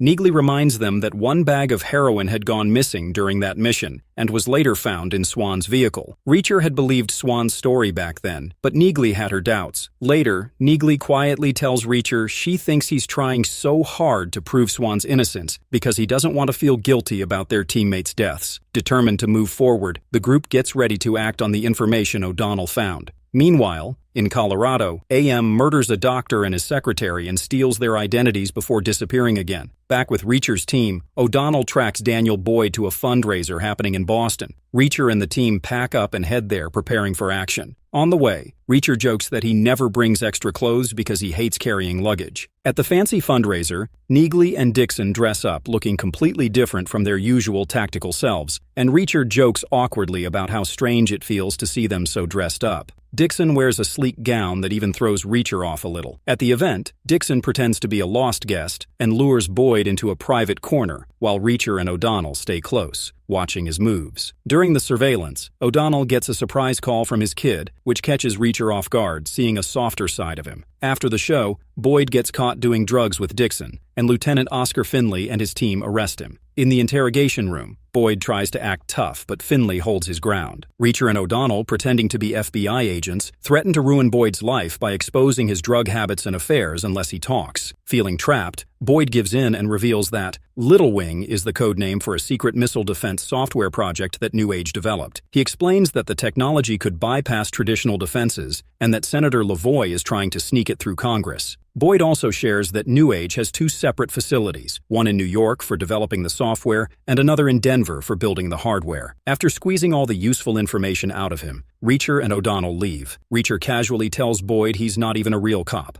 Lieutenant Finley offers more help, but Reacher politely declines, not wanting to drag him further into the mess. Finley shares a nice moment with Neagley, complimenting her, though it makes her a little embarrassed. Reacher then divides the team. Neagley and Dixon are sent to Colorado to sabotage the hardware plant, while Reacher and O'Donnell head to Washington, D.C. to get more intel on AM, through Reacher's brother's old government contacts. O'Donnell asks about Reacher's brother, and Reacher simply says he's dead. On the road, they stop at a diner where a biker gang ambushes them. The gang steals their weapons and threatens to kill them, but Reacher and his team fight back hard, killing most of the bikers and getting their weapons back. After the brutal fight, Reacher calls Langston to deliver a mocking message. He tells Langston that his little attack failed miserably and jokes that instead of bribing him, maybe he'll toss Langston out of a helicopter. Reacher visits O'Donnell's home, where he meets O'Donnell's wife, Lily, and their sons. O'Donnell talks seriously with Lily, urging her to take their children and stay in Asheville for a while until everything is settled and safe. Lily is clearly worried, but she trusts her husband's instincts, knowing he has faced dangerous situations before. Reacher lightens the heavy mood by joking about O'Donnell's wild younger days, saying he once thought O'Donnell might die from gonorrhea. Just then, O'Donnell receives an urgent message about Neagley and Dixon in Denver. Meanwhile, in Denver, Neagley and Dixon pretend to be inspectors from the Defense Contract Management Agency, DCMA, to check on a missile shipment. While waiting for the foreman, Dixon learns more about Neagley's tough childhood, how she had to take care of her father and work from a young age. The foreman finally meets them and tells them that all 650 missiles have already been shipped, handing over the shipment papers as proof. Realizing they missed their opportunity to intercept the missiles, Neagley and Dixon quickly leave the facility. Out on the road, the driver hauling the missiles encounters 4 men pretending to need help with a broken truck. As he steps out to assist, one of the hijackers, Oleg, shoots him in the chest without hesitation. They hide the body, switch trailers, and steal the missiles. Oleg calls AM to report the success,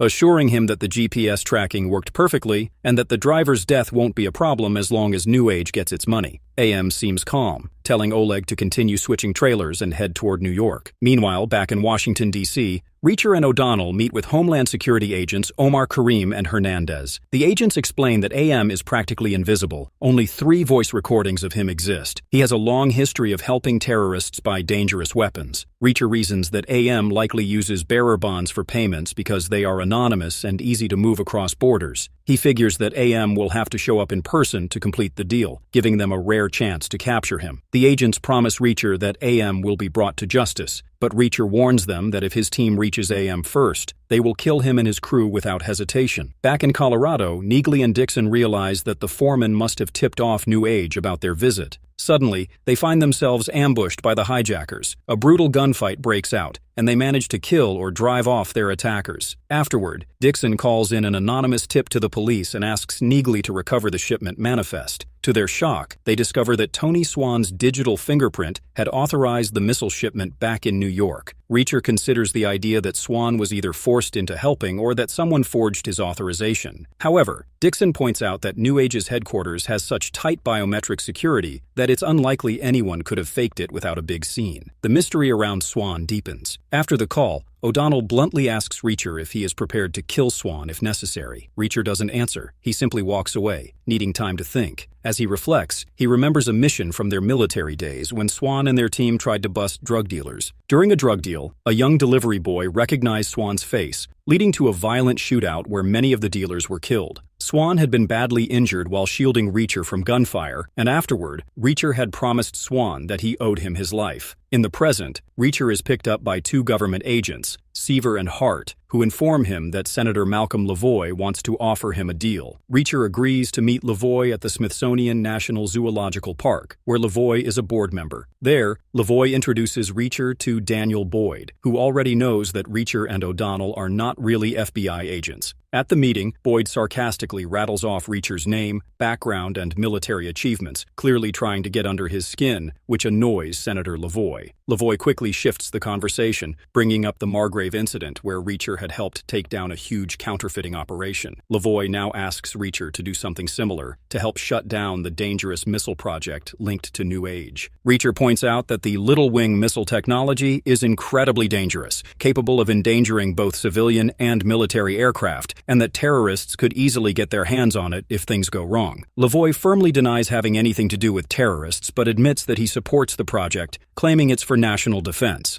Reacher, however, clearly sees that Lavoie's true motivation is money and personal gain. Lavoie offers his support in taking down New Age and promises that once the job is done, he'll make sure no one is left alive to come after Reacher or his team. Reacher leaves the meeting unsure if he should trust Lavoie or not. Meanwhile, O'Donnell calls Reacher to let him know that Calvin Franz's funeral is scheduled for the next day in New York because the coroner has finally released his body. Elsewhere, AM is having a tense conversation with Shane Langston about the missile deal. AM demands a price adjustment because of the trouble caused during the hijacking, but Langston brushes him off. promising that the original deal will be honored and that any problems will be taken care of quickly. AM tells Langston he's currently in French Lick, Indiana, and Langston assures him that the missile chips will be ready by the time he arrives. Langston also promises to handle Swan's old teammates once and for all. The next day, at Franz's funeral, Reacher, Neagley, Dixon, and O'Donnell gather to pay their respects. They soon discover that the truck meant to carry the real missiles and launchers had been swapped with a fake trailer filled only with bricks.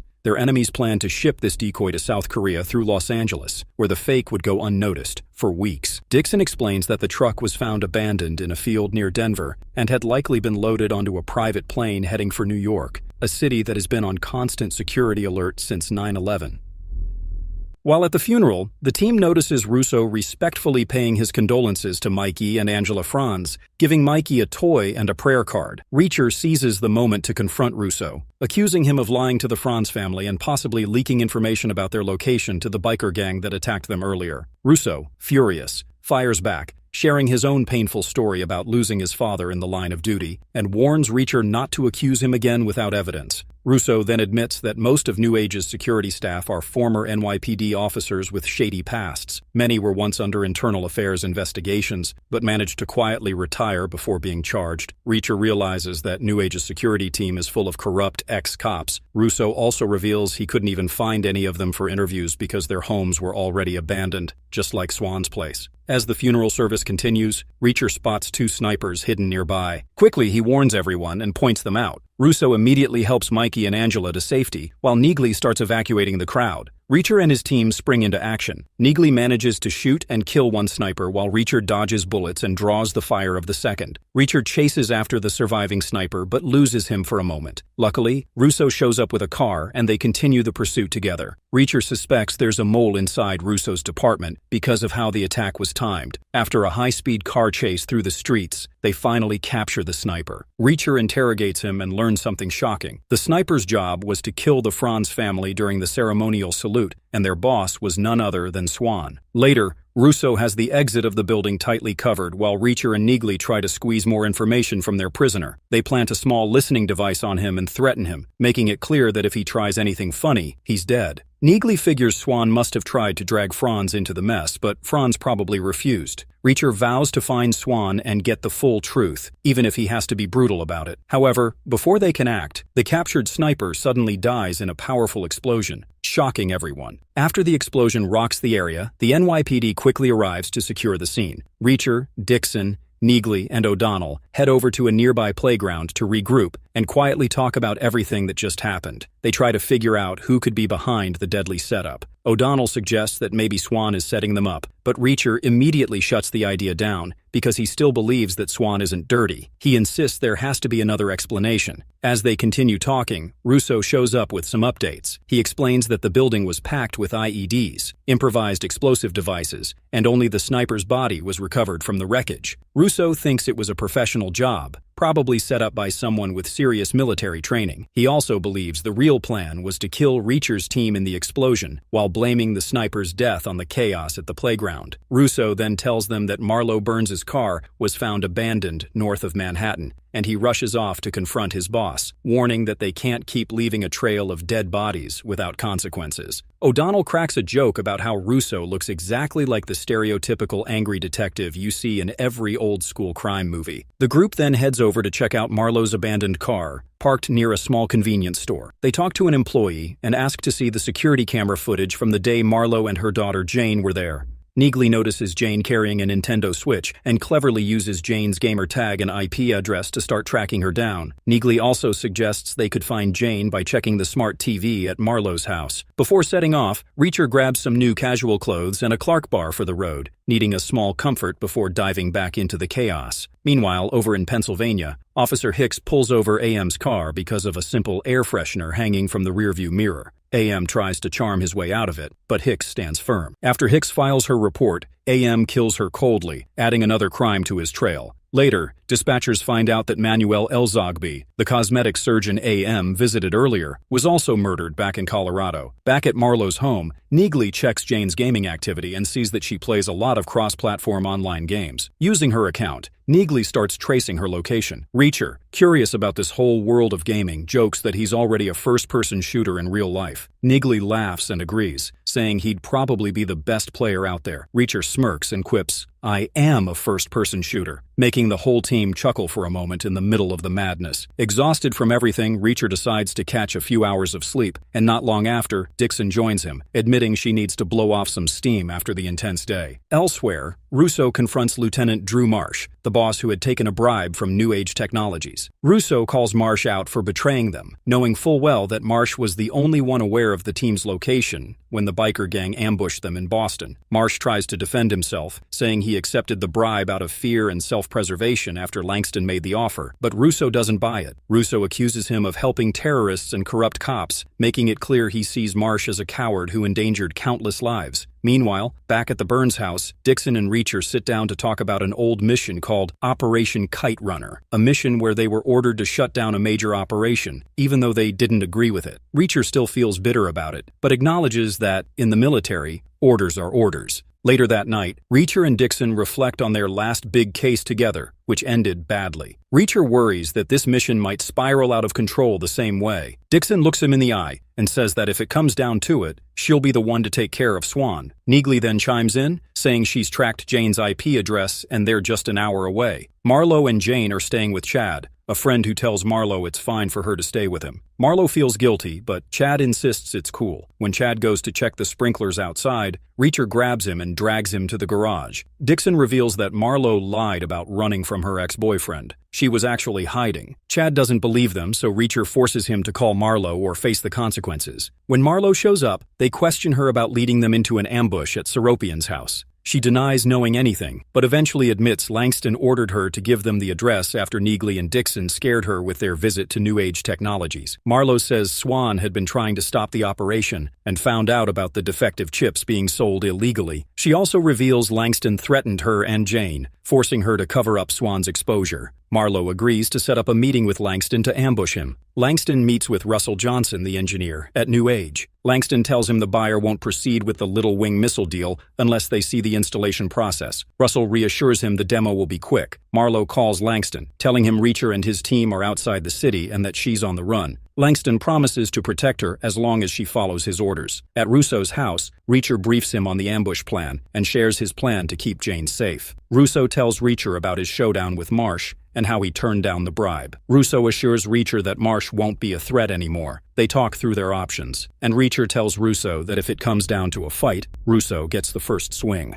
Neagley and Reacher watch as Marlowe hugs Jane and gets ready for the plan. Marlowe meets Langston in an abandoned parking lot. Langston's cautious. O'Donnell and Dixon are posted up on a double-decker bus, while Neagley and Reacher flank Langston's crew. Reacher tells Marlowe to run when he gives the signal. Meanwhile, Russo gets ambushed by Langston's men and starts a high-speed chase. Russo calls Reacher, and Marlowe overhears, getting worried about Jane's safety. Langston realizes the meeting's a setup, but it's too late. Reacher's team closes in on Langston and his guys, and Reacher pops their car tires to trap them. Russo, struggling to escape, stops the car and gives cover fire for Jane, who's still inside. He takes out 2 gunmen but gets critically shot. Neagley shows up just in time to save Jane and takes out the last of Langston's men, Grant, with her car. As Neagley rushes to Russo's side, O'Donnell's told to call for an ambulance. Neagley breaks her no-contact rule and holds Russo's hand, telling him Jane's safe. Despite the ambulance coming, Russo dies in Neagley's arms. After the shootout, the team meets up at Jade Motel to regroup and plan their next moves. Neagley suggests hiding the Burns at Roscoe Conklin's place in Margrave, thinking it could offer some quick protection. But Reacher immediately shoots that down. He remembers how Malcolm Lavoie had discovered their counterfeiting operation there 2 years ago. Despite all their caution, Reacher's worried Shane Langston could track them down the same way and put Roscoe and the Burns family in serious danger, something he refuses to risk. Instead, Reacher proposes hiding them somewhere remote, far from cities,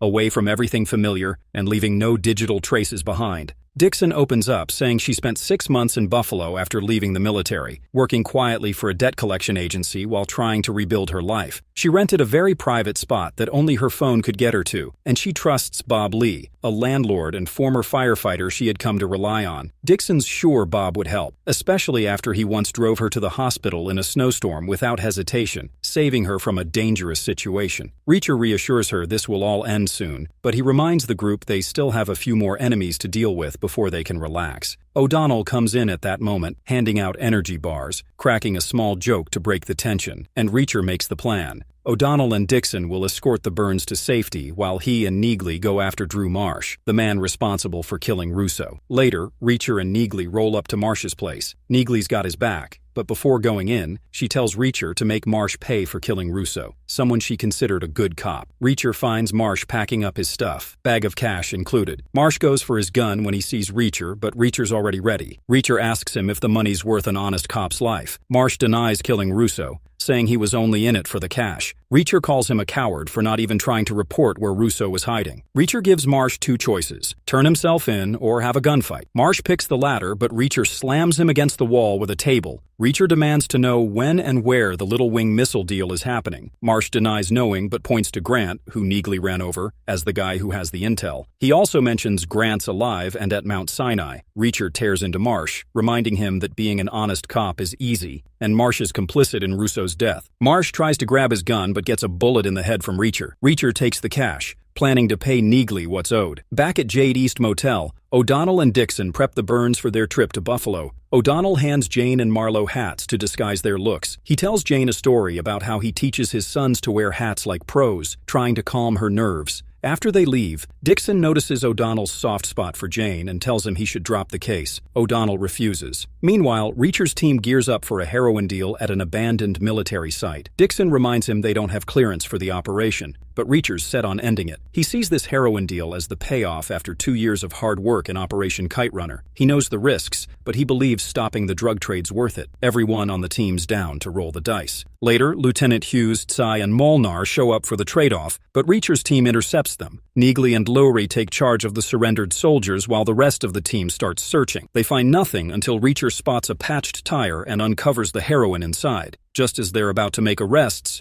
drug dealers show up, triggering a firefight. Neagley takes out Tsai, and Lowry struggles with Molnar, who ends up with a bullet in his head from Neagley. The team kills the dealers, but Hughes escapes, climbing a fence. Reacher chases him down, breaking his leg before arresting him. The next day, the team celebrates. Franz hands out a campfire photo as a keepsake, and Swan strums his guitar while everyone sings. Their fun's cut short when Fields shows up, telling them the unit's getting disbanded. He blames them for his missed promotion. Reacher doesn't apologize, and once Fields leaves, the team keeps partying. Back in the present, Reacher and Neagley visit Grant in the hospital, disguised as nurses. Reacher warns him, try to yell for help and he'll rip out Grant's trachea. They ask about the deal's time and place, but Grant doesn't spill. Reacher threatens Langston will kill him, but Grant stays quiet. Reacher ups the ante, saying he'll inject air into Grant's IV to cause an embolism. Finally, Grant cracks, telling them the deal's set for 5 a.m. the next day, but has no clue where. Reacher, out for revenge, injects Grant with air, causing him to convulse and die. As they're leaving, Reacher and Neagley run into one of Langston's assassins posing as a nurse. The assassin tries to bolt when he realizes his cover's blown, but Neagley fights him off. Reacher steps in, and the assassin ends up with his throat cut by a bone saw. Reacher's annoyed they couldn't interrogate him, but Neagley grabs his phone and calls Langston. In the parking lot, Reacher informs Langston that his assassin's dead. Langston's got O'Donnell and Dixon, demanding Reacher and Neagley show up at a research facility in Rockland County. Langston says they'll get released once he gets $65 million. Reacher plans to fake Neagley's death, saying she was killed by the assassin but that he avenged her. Langston warns Reacher not to contact the authorities or else he'll kill O'Donnell and Dixon. Reacher promises he'll show up later that night and demands proof of life. Neagley reassures him they've just bought time. Reacher calls Senator Lavoie, who offers his security team's help, but warns Reacher he needs to seek absolution for what he's about to do. Outside the R&D facility, Reacher and Neagley scout the place, noticing heavy security and electrified fences. Reacher hatches a plan to get in, using a pin from their loot at New Age's NY headquarters. Inside, AM meets with Oleg, making sure the missiles are good to go. Meanwhile, O'Donnell and Dixon are being tortured by Parker and Lennox. Outside, Reacher gets ready, but Neagley's worried this mission's gonna end like Operation Kite Runner, with the team being wiped out. Reacher reassures her, Everyone dies eventually, but if they balance it out, there won't be regrets. Reacher enters the facility, and Langston greets him with O'Donnell and Dixon still alive, strapped to gurneys, shocking Dixon. After being brought into the facility, Shane Langston starts thinking about killing Reacher, but when he finds out Neagley ain't in the morgue, he orders them to throw Reacher on a gurney. Reacher stays defiant, making it clear he ain't going down without a fight. That kicks off a brawl between him and Langston's men. Langston pulls a gun, points it at Reacher, and demands Neagley's location. Reacher talks smack, tells Langston he won't kill him until Neagley's found. She's the last piece of the puzzle. Langston retaliates by shooting O'Donnell in the leg, ordering Parker to remove the bullet so they got no ballistics. Langston starts grilling Reacher, but Reacher just stays quiet and demands to know where Swan is. Meanwhile, Neagley's outside, taking out guards to let Seaver, Hart, and Beckett slip in. Inside, Langston throws a punch at Reacher, trying to get some info out of him. Langston spills his plan about stealing the money and retiring, but Swan messed it all up when he found out about the chip theft. Langston used Swan as a scapegoat after Swan refused to play along. Reacher stays silent, demanding Swan's whereabouts. Langston shows him Swan's eyeball, explains he took Swan's fingers and eye to bypass security, then tossed his body. Langston orders Parker and Lennox to load O'Donnell and Dixon onto a helicopter. Neagley, spotting Lavoie's security pulling up, sees O'Donnell and Dixon getting loaded onto the chopper. Langston threatens to torture Neagley's dad to get her to give up her location. Reacher, using a pin, unlocks his cuffs while music blares outside. Pierce tries to get the kids out of there, but Neagley shoots him in the throat. Seaver and Hart break in, cut the power, and let Reacher out of his cuffs. Lavoie's security starts taking out Langston's crew. A firefight breaks out. Lennox and another guard try to protect the chopper, but Neagley kills them both. She hops in to help Reacher. Langston and Parker bail to meet the buyer and bounce. Reacher tells Neagley to cover him, runs, and grabs onto the chopper's landing gear. Inside the chopper, Langston orders Parker to toss Dixon out. Reacher climbs in, tackles Langston and Parker with O'Donnell's help. Dixon almost falls out, but stabs Parker in the neck with a knife still stuck in Reacher. Langston begs for his life, promising to give Reacher the buyer's name and meeting spot. But Reacher throws Langston out of the helicopter, avenging his fallen friends. Dixon frees O'Donnell, threatens the pilot, demanding they fly to the meet. They land at Russell Johnson's house, take Russell and the pilot hostage in the barn. AM and Oleg show up at Russell's, but Oleg gets a bullet in the head from Neagley. Reacher drags AM inside for questioning. They accuse him of killing their friends over the weapons, but AM plays it cool, denying it. He thinks his lawyer's going to get him out, but O'Donnell's not buying it. Dixon gives AM the chance to spill the buyer's name, but he won't. He's too proud to ruin his rep. He tries to talk his way out, calling himself just a middleman. That right there costs him his life. Dixon, Neagley, O'Donnell, and Reacher unload on him. After AM's dead, the unit gets the bonds and the Little Wing missile, then heads back to the barn where Seaver, Hart, and Beckett are waiting. They talk about what to do with the pilot and Russell. The pilot pleads innocence while Russell says he didn't know what the chips were for. They let both go, and the pair make a run for it, heading toward the helicopter. As the chopper flies over the Hudson River, Neagley takes the shot, bringing it down, killing Russell and the pilot. Then, they find out Seaver, Hart, and Beckett sold them out. Turns out Lavoie ordered them to cover up the whole thing. Reacher saw this coming. He knew Lavoie was dirty, covering up incidents for years. He already contacted Omar Karim from the DHS, and Omar's team arrests the three. Reacher calls Lavoie, tells him it's over. But to Reacher's surprise, Omar orders Lavoie's arrest. Before leaving, Omar asks Reacher for the money, but Reacher plays dumb and the unit walks away. The team hits a diner, and Dixon suggests they give the money to the families of the victims. Reacher says it's up to him. Meanwhile, the news reports the helicopter crash as an accident, a system malfunction covered up by Omar. Reacher decides to share the cash with the families of Angela Franz, Anthony Russo, Gaetano Russo's brother, Orozco's sister, Sanchez's girlfriend Milena, and donate some to an animal shelter in honor of Swan's dog, Maisie. He also arranges for round-the-clock care for Mr. Neagley. Later, the team chills at Rockaway Beach. Neagley hears about her dad's condition and thanks Reacher. O'Donnell asks about the money Reacher set aside for him, but Reacher tells him none for him. He does have money for O'Donnell's kids, though, for their schooling. Reacher starts a Delaware LLC under Dixon's name and tells her to work for herself. O'Donnell asks Reacher what he's getting for himself. Reacher, without missing a beat, says he's buying a new toothbrush. The team ends their last night together with a group photo. Later, Dixon and Reacher crash at a motel. She gives him a toothbrush and jokingly asks if he'll meet her parents. She says she's sharing a ride with O'Donnell to the airport, and they share their last morning together. At the airport, O'Donnell and Dixon leave for their homes. Neagley's surprised to see Reacher bought a Trailways pass, which lets him travel anywhere in the country for a year. Neagley gives him everyone's phone numbers, urging him to stay in touch. Reacher silently nods, thinking of the team as his family. He hops on the bus, an old man asks where he's headed, and Reacher says he's visiting family, with no clue where the bus is going. After some time, Reacher visits a small shop hoping to sell an old vinyl record, but the shop owner dismisses it as outdated. Reacher tries to convince him that college students in the area might be interested. Just then, a car pulls up outside, immediately drawing Reacher's attention. Within moments, the car rams into another vehicle, and a gunman jumps out, kidnapping a teenage boy from the parked car. Reacher tries to step in, but the kidnapper fires at him, forcing him to take cover. Waiting for the right moment, Reacher shoots at the car, making it crash. He quickly kills the gunman, grabs the boy, and tries to get them out before backup arrives. As they are escaping, another man charges at them. Reacher shoots him too, but is shocked to realize he has just killed a federal agent. Realizing he's in deep trouble, Reacher rushes the boy away. A police officer soon spots them, leading to a tense chase. Using his skills, Reacher manages to lose the officer and hide. Once they find a safe spot, Reacher tells the boy to call for help, explaining that he must leave because he just killed a federal agent with an unlicensed gun. But the boy begs Reacher to stay, promising that his father is powerful enough to fix everything. Reacher, doubtful, asks the boy's name. He says he's Richard Beck. After talking for a while, Reacher agrees to go with him. They drive to Richard's home, a large mansion. At the gate, a bodyguard rudely demands Reacher step out for a search.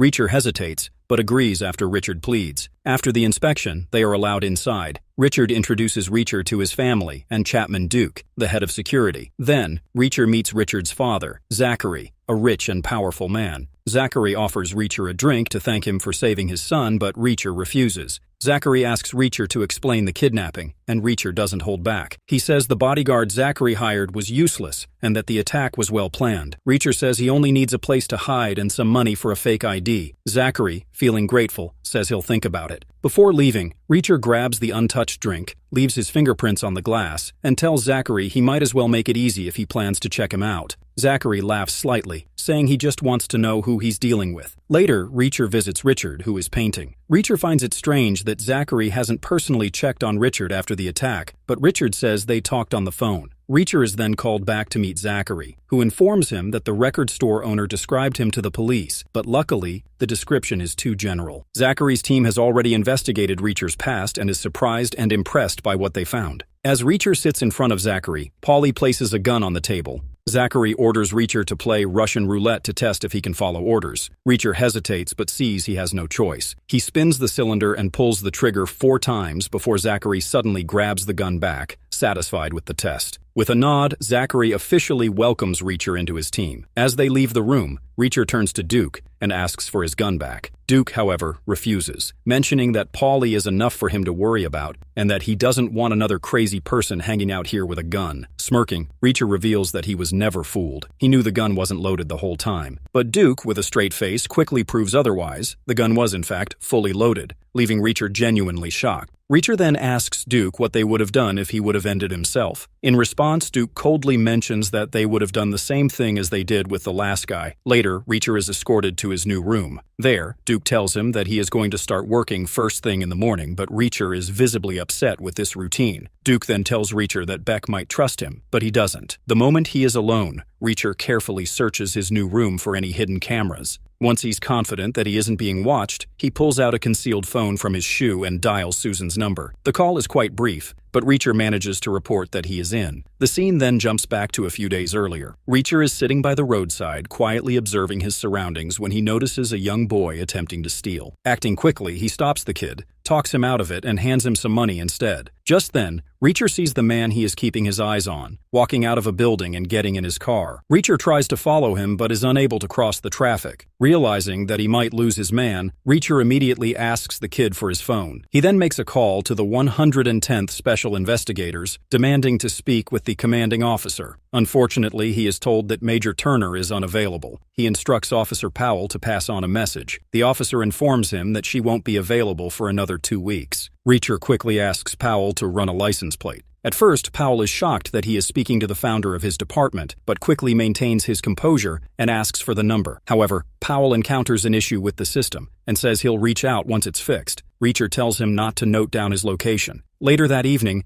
Reacher hears a knock at the door. A voice claims to be a federal agent, immediately putting him on alert. He makes a swift escape through the window, but is caught by Susan Duffy, who has been waiting for him. Shortly after, they sit down for a conversation regarding a federal investigation into a rug import business called Bizarre Bazaar. The DEA suspects the company is smuggling something far more illicit into the United States. They show Reacher a picture of Zachary and ask if he knows him. Reacher denies any connection. The agents plead for his help, but Reacher sets a condition. He wants them to find a specific person for him, an Asian American. A few days later, they return with the name Xavier Quinn, a corrupt military intelligence officer with a dark past. Once believed dead, Quinn has resurfaced and is involved with Zachary and Bizarre Bazaar. As Reacher and Susan step away for a private conversation, she reveals another crucial detail. A respected agent, Teresa Daniels, had gone undercover inside Beck's organization, but has since gone missing. Susan is desperate and wants Reacher to infiltrate Beck's business, locate Teresa, and track down Quinn. To set this in motion, she admits the entire kidnapping of Richard was staged to make Reacher look like the hero and gain Zachary's trust. Even the staged murder of a cop was part of the strategy, designed to prevent Reacher from going to the authorities and force him underground. Now, back in the present, Reacher prepares to carry out his mission. He promises Susan he'll check out Beck's estate. That night, Reacher sneaks into the building where the Russian roulette game had taken place. As he explores, he stumbles upon an underground cellar. What he finds there is unexpected, a fresh, half-eaten plate of food. He immediately pulls out the hidden phone from his shoe and calls Susan. The first thing she asks is if Teresa is there. Just then, Reacher spots a bracelet, telling Susan that Teresa isn't here, but he is sure she was. Over the phone call, Susan tells Reacher that she was certain about Teresa being there. She then questions if there is anything else, to which Reacher responds that there's a half-eaten plate of food. This prompts Susan to realize that Teresa is being fed properly and being taken care of even if she was kidnapped. However, Reacher quickly reminds Susan that these people must be keeping Teresa alive and well-fed for their sinister goals. As their conversation ends, Reacher walks out and sees Duke arriving in his car, so he hides himself. Meanwhile, Reacher tries to make his way back to his room, but as he moves through the halls, he overhears Duke, Beck's head of security, speaking with someone. Realizing that Duke is heading toward his room, Reacher quickly pivots, deciding to climb the outside of the house instead of using the hallway. He measures the exterior, making his way inside just before Duke reaches his door. When repeated knocking goes unanswered, Duke forces the door open, only to find the window wide open. At first, he assumes Reacher has escaped, but before he can investigate further, Reacher casually steps out of the bathroom, acting as if nothing happened. Duke informs him that they've gathered intel on the vehicle used in the attempted kidnapping of Richard. He then orders Reacher to investigate further. Immediately, Reacher makes a call, instructing Susan to get to the location before him. His concern is simple. Beck must not discover the car used in the explosion. If Beck or his men find the vehicle, they'll expect to see significant blood and brain matter inside. If that evidence is missing, they'll suspect something is off. Reacher knows that if Beck grows suspicious of him, their entire operation could collapse. Moreover, Reacher is aware that there is not much time left, urging Susan to hurry. On the way to the impound lot, Angel Doll and Reacher engage in a conversation where Angel reveals he has run a tab on Reacher and knows he was a cop in the army. Meanwhile, acting fast, Susan rushes to the scene along with Guillermo, determined to remove the car before Beck's men arrive. Susan goes inside the lot while Guillermo keeps an eye outside. From inside, Susan tells Guillermo that this will take some time since she has wreckage to move. However, Susan struggles to move the car. Meanwhile, in the car, Reacher asks Angel how he is going to persuade the cop to let them inside.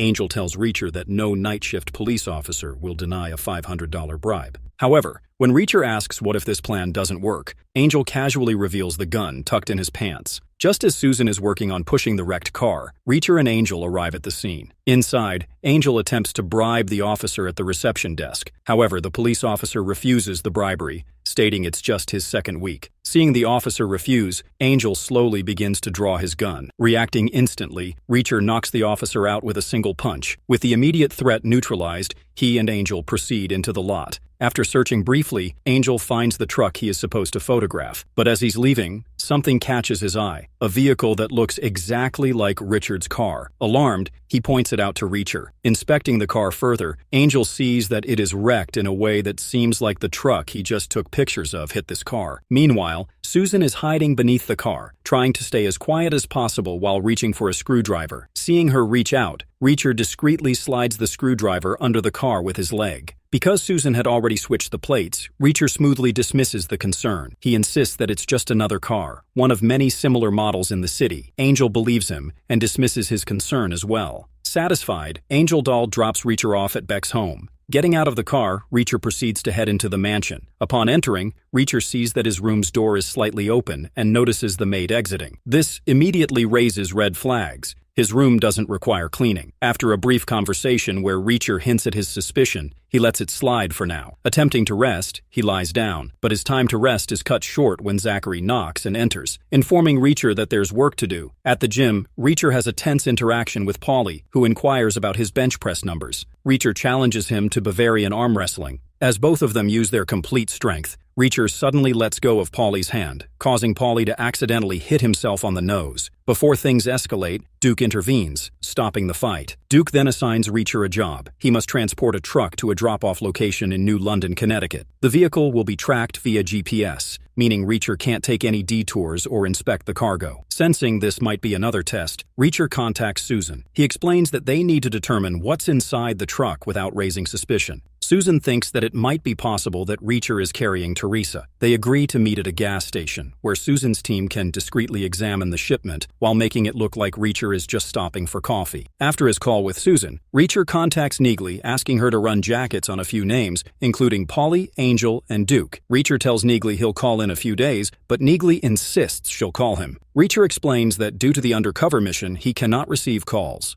Once they reach the gas station, Guillermo unlocks the truck, finding out there are only rugs. Susan's friend Dick Grunert arrives with his canine dog, Pfizer. After a thorough search, they find no signs of drugs. The truck is completely empty. Reacher tells Susan to ask Dick if Teresa's body might have been there, but Dick explains that Pfizer would have smelled it if there was a body, dead or alive. This confirms Reacher's suspicion that it's not about smuggling, it's a loyalty test. He quickly gets back on the road. As they are en route, Susan asks Reacher why he said she wasn't ready to see Teresa's body. Reacher explains that he once worked with a child similar to Teresa, but something terrible happened that he cannot even put into words. Shortly afterward, Reacher drops Susan off to Guillermo's and heads to the designated location. He arrives at the drop-off point and delivers the truck. Pretending to be surprised, he watches the receiver open the back and see only rugs. Reacher is then asked to get in another truck and head to the warehouse. Upon his return, Reacher encounters Angel Dahl again. Angel, suspicious of Reacher, starts prying, making it clear he doesn't buy Reacher's cover story. Sensing the threat,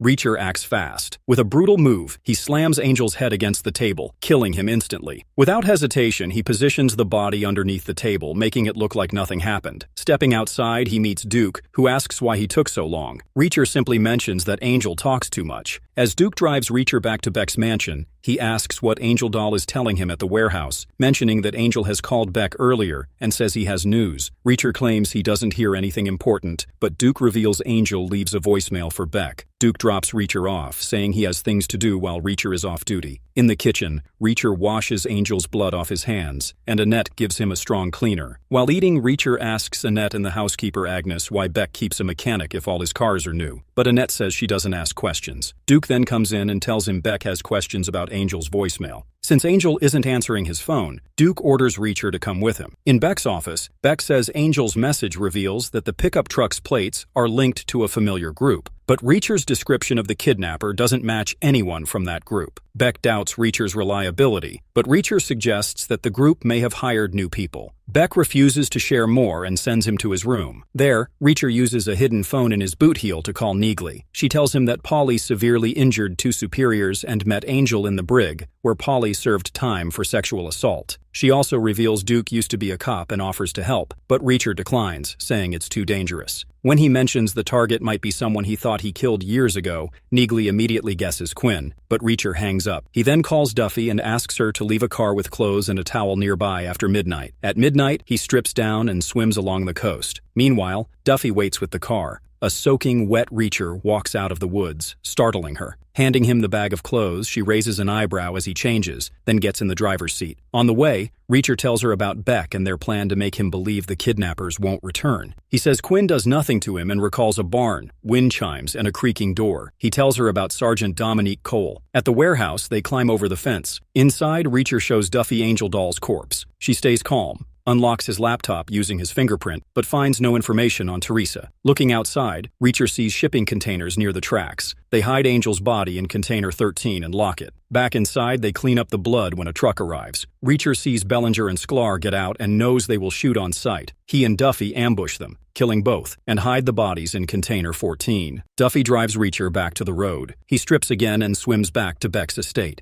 In the morning, Beck panics about two missing drivers. Reacher offers to help, so Beck tells him to take Richard into town. As they leave, Reacher speeds past the gatehouse, forcing Paulie to jump aside. Richard warns him not to mess with Paulie, calling him a psycho. Reacher asks why Beck keeps him, and Richard explains McCabe is really in charge, not Beck. At a toy store, Richard buys a vintage toy gun for his father's birthday. While Richard is inside, Reacher calls Duffy and says he needs a promotion to Duke's position, so Duke has to be removed. Duffy sends Beck a fake message from Angel to set a trap. Meanwhile, Richard leaves the store with his shopping bag but runs into three former high school classmates. The lead one stomps on his bag, breaking the toy gun inside. Reacher arrives and warns them to leave Richard alone, but when they refuse, he fights the trio and leaves them on the ground. Back in town, Reacher holds the two broken pieces of the toy gun together as Richard emerges from an ice cream parlor with two cones. Reacher suggests that some epoxy should fix the toy. Richard opens up about being bullied all his life and wanting to run away. Reacher tells him that if he truly wants to live the hobo life, he will help him, but only if Richard is honest about Beck's business. Trusting him, Richard finally confesses that Julius McCabe now runs his father's business and controls every aspect of their lives. McCabe orchestrates the first kidnapping and is responsible for cutting off Richard's ear, though it is Paulie who does the cutting. Beck's business, rather than just importing rugs, is more about circumventing regulations.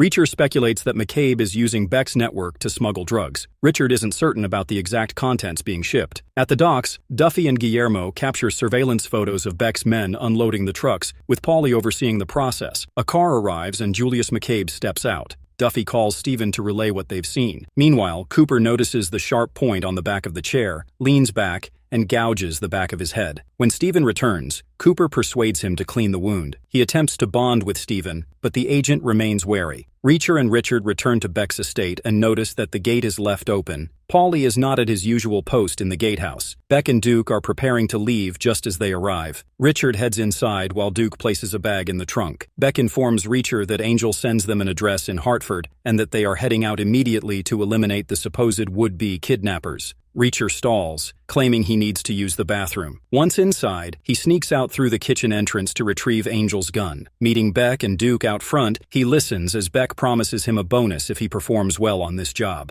On the way, Beck mentions that the ice cream shop owner calls to report what Reacher does to the bullies. Duke remarks that Richard needs to toughen up, but Reacher dismisses Duke's opinion. They arrive at the address under the cover of darkness, and Beck orders them to wipe out the entire gang. As Duke and Reacher approach the safe house, Reacher convinces Duke that the house only appears dark and abandoned because the gang wants them to think no one is inside. Duke insists on going in first and kicks the door open. Reacher seizes the opportunity to disarm him and demands to know where Teresa is. Duke refuses to talk, claiming McCabe will kill him if he does. Without hesitation, Reacher shoots him in the head. Knowing that Beck is waiting by the car, listening for signs of a fight, Reacher fires guns into the walls and strikes himself in the face to make it appear as though a battle is taking place. He loads the microwave with aerosol cans, sets the timer for 30 seconds, and swiftly evacuates. The house erupts into a fireball. Reacher sprints back to the car and urges Beck to drive. As they escape, he reports that Duke is dead, claiming that they were ambushed. He hands Beck Angel's gun, saying that one of the attackers must have dropped it. Beck immediately recognizes it and concludes that Angel is a traitor. Reacher subtly implies that the two missing drivers are also part of the ambush. Satisfied, Beck acknowledges that Reacher has earned his bonus and informs him that he is now promoted to Duke's position as his second-in-command. On the way back to Beck's estate, Beck calls Julius McCabe to tell him that Angel Doll betrays him and that Duke is dead. After the call, he explains to Reacher who McCabe is. Meanwhile, at the cabin, Duffy and Guillermo go through surveillance photos of McCabe's operation. When a car pulls up, they grab their guns and move toward the door. Reacher enters and tells them everything in Hartford goes as planned. Duffy is upset that the DEA safe house is destroyed, and Guillermo is angry that Reacher kills Duke just to take his place. Duffy then shows Reacher a picture of McCabe, and Reacher is shocked. McCabe is actually Quinn, the man he thinks he has already killed. Guillermo tries to find more information on Julius McCabe but comes up with nothing. Duffy demands to know why Reacher wants Quinn dead, but he stays silent. The story then shifts to a flashback from Reacher's past when he is a solo military police investigator. General Leon Garber checks in on the Gorowski case and tells Reacher that Sergeant First Class Dominique Cole has been assigned to help him. When Cole arrives, she reports for duty and Reacher tells her to just call him Reacher. As he explains the case, she guesses he only just found out about her assignment. Reacher confirms her guess and hands her the Gorowski file while he gets coffee. As he pours, he asks why she thinks Gorowski sells the blueprints. She immediately suggests that he is forced to do it, pointing out that he has no criminal history and a family. Impressed, Reacher orders a second chair for her. They stake out Gorowski's dead drop in a park, and while waiting, Cole shares that she used to hunt elk with her father. When the pickup takes too long, they realize they've been watching the wrong garbage can. The real drop happens 30 yards away. Reacher decides to bring Gorowski in for questioning and bluff him. During Cole's interrogation, Gorowski confesses that criminals kidnap his daughter to control him. Watching from the observation room, Reacher is impressed by Cole's skills. Gorowski whispers the name Xavier Quinn, explaining that Quinn works in military intelligence. Back in the present, Duffy points out that Quinn uses the same tactic on Beck: kidnapping and threats. Guillermo asks how Reacher and Cole handle it. The story shifts back to the past, where Cole goes through Quinn's file and discovers a hidden $500,000 in Aruba. Private Anthony Frasconi arrives with phone records showing Quinn has been calling Safwan Qasim, a Syrian national. The three of them wait outside a club, and when Cole spots Qasim leaving, they follow him into an alley and approach him. After scaring off his security guards, Reacher convinces Qasim to help them take down Quinn. In the cabin, Agent Steven interrupts Duffy and Reacher, asking if he can let Cooper have a smoke. Duffy reminds him about the rules and sends him back to watch their prisoner. The story returns to the past, where during the sting operation, Quinn and Qasim exchange money for the blueprints while Frasconi secretly records it. Frasconi follows Quinn, while Qasim gives the blueprints to Reacher and Cole. Back at the office, Cole confirms they are real and lists everything needed to arrest Quinn.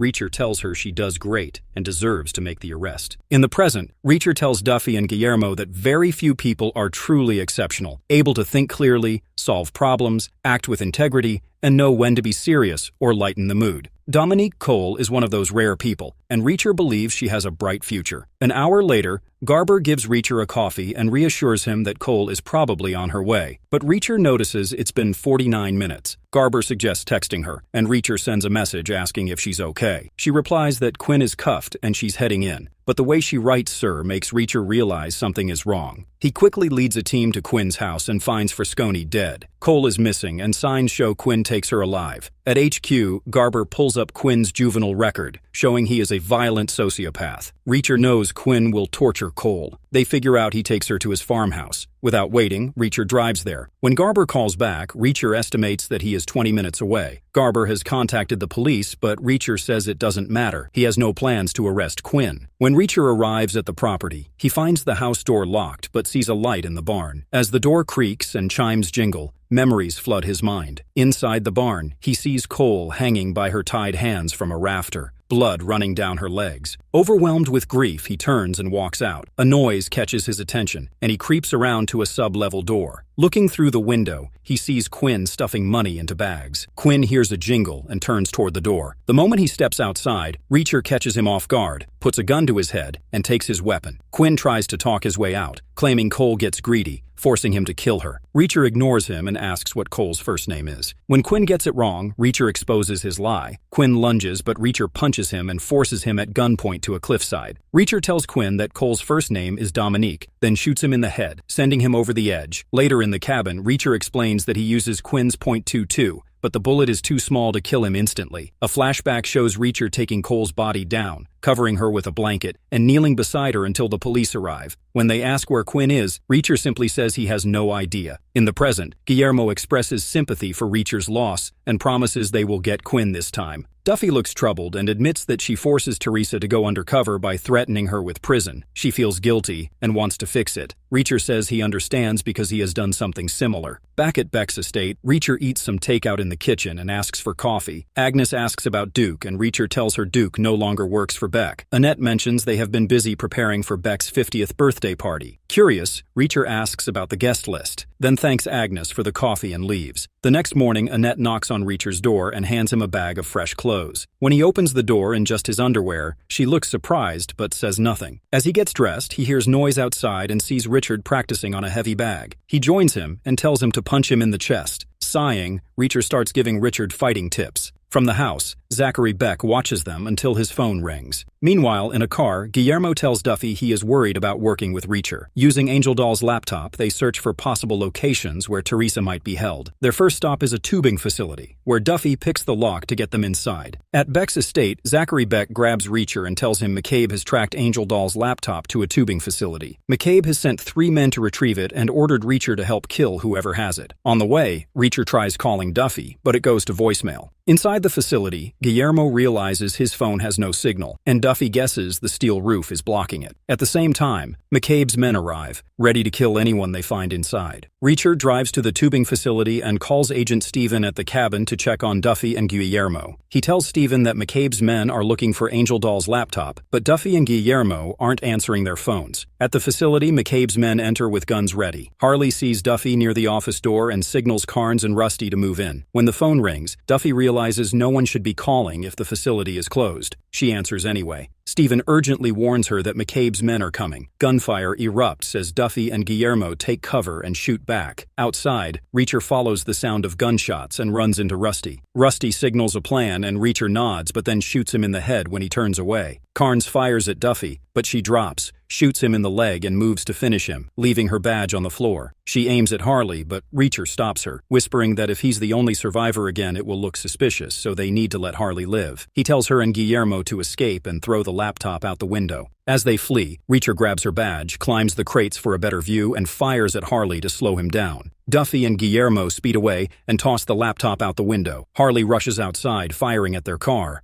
Reacher arrives in one of Beck's Audis and tells him he's Duke's replacement, urging him to get in. Once inside, Reacher drives into a mud pit, causing the Audi to get stuck, and tells Harley to get out and push. Spotting the laptop nearby, Harley reports to McCabe, describing Duffy and Guillermo as federal agents. McCabe, frustrated, hangs up. Later, Guillermo buys beers outside a restaurant and toasts their survival. Duffy, still upset over not finding Teresa, insists Guillermo must believe she is alive or stay silent. Back at Beck's estate, Reacher and Harley arrive at the gatehouse. Harley tries to get Paulie to help with a task, but Paulie refuses. After getting inside, Reacher pushes a wheelbarrow with Carnes' body to the shoreline, while Harley reminisces about past disposals. Reacher carries Carnes to the top opening of a tidal cove and throws him in, letting the undertow carry him out to sea. They return for Rusty's body and dispose of him the same way. Later, Reacher calls Duffy, who is now driving alone. They plan to split up and check addresses from Angel Doll's laptop. Outside, Beck summons Reacher to the kitchen, where McCabe's men, Howat and Tank, are waiting. As Agnes serves Reacher coffee, Howat makes a crude remark to Annette and tries to escalate the situation. Reacher swiftly takes him down, smashing his head into the table. Tank quickly backs down. Later, Reacher hides Duffy's badge in his pillowcase. A knock at the door reveals a tray with a slice of pie and a note reading Mercy. At the cabin, Cooper tricks Steven into giving him a cigarette and inhales a mouthful of rubbing alcohol. As Steven flicks the lighter, Cooper blows the alcohol into his face, setting him on fire. He stomps him to death, unlocks his cuffs, and takes his coat. Before leaving, he sarcastically thanks Steven's corpse for the smoke. Duffy arrives at the cabin while on a call with Guillermo. Noticing the open door, she discovers Steven's body, screaming in rage. Reacher, brushing his teeth, hears his phone buzz. Duffy informs him that Steven is dead and Cooper has escaped. Reacher tells Duffy she needs to give him a reason to leave the compound. He then calls Guillermo, instructing him to drive to the blind turn on the way to Beck's house, park the car, and empty it to make it as light as possible. Guillermo, confused, asks what's going on, and Reacher informs him that Cooper killed Steven. Guillermo immediately accelerates. Meanwhile, Duffy drives up to a power transformer, pulls her gun, and fires at it until it blows, knocking out power across Beck's compound. Paulie steps out of the gatehouse with a flashlight, finds Beck and Reacher inside, and reports the outage.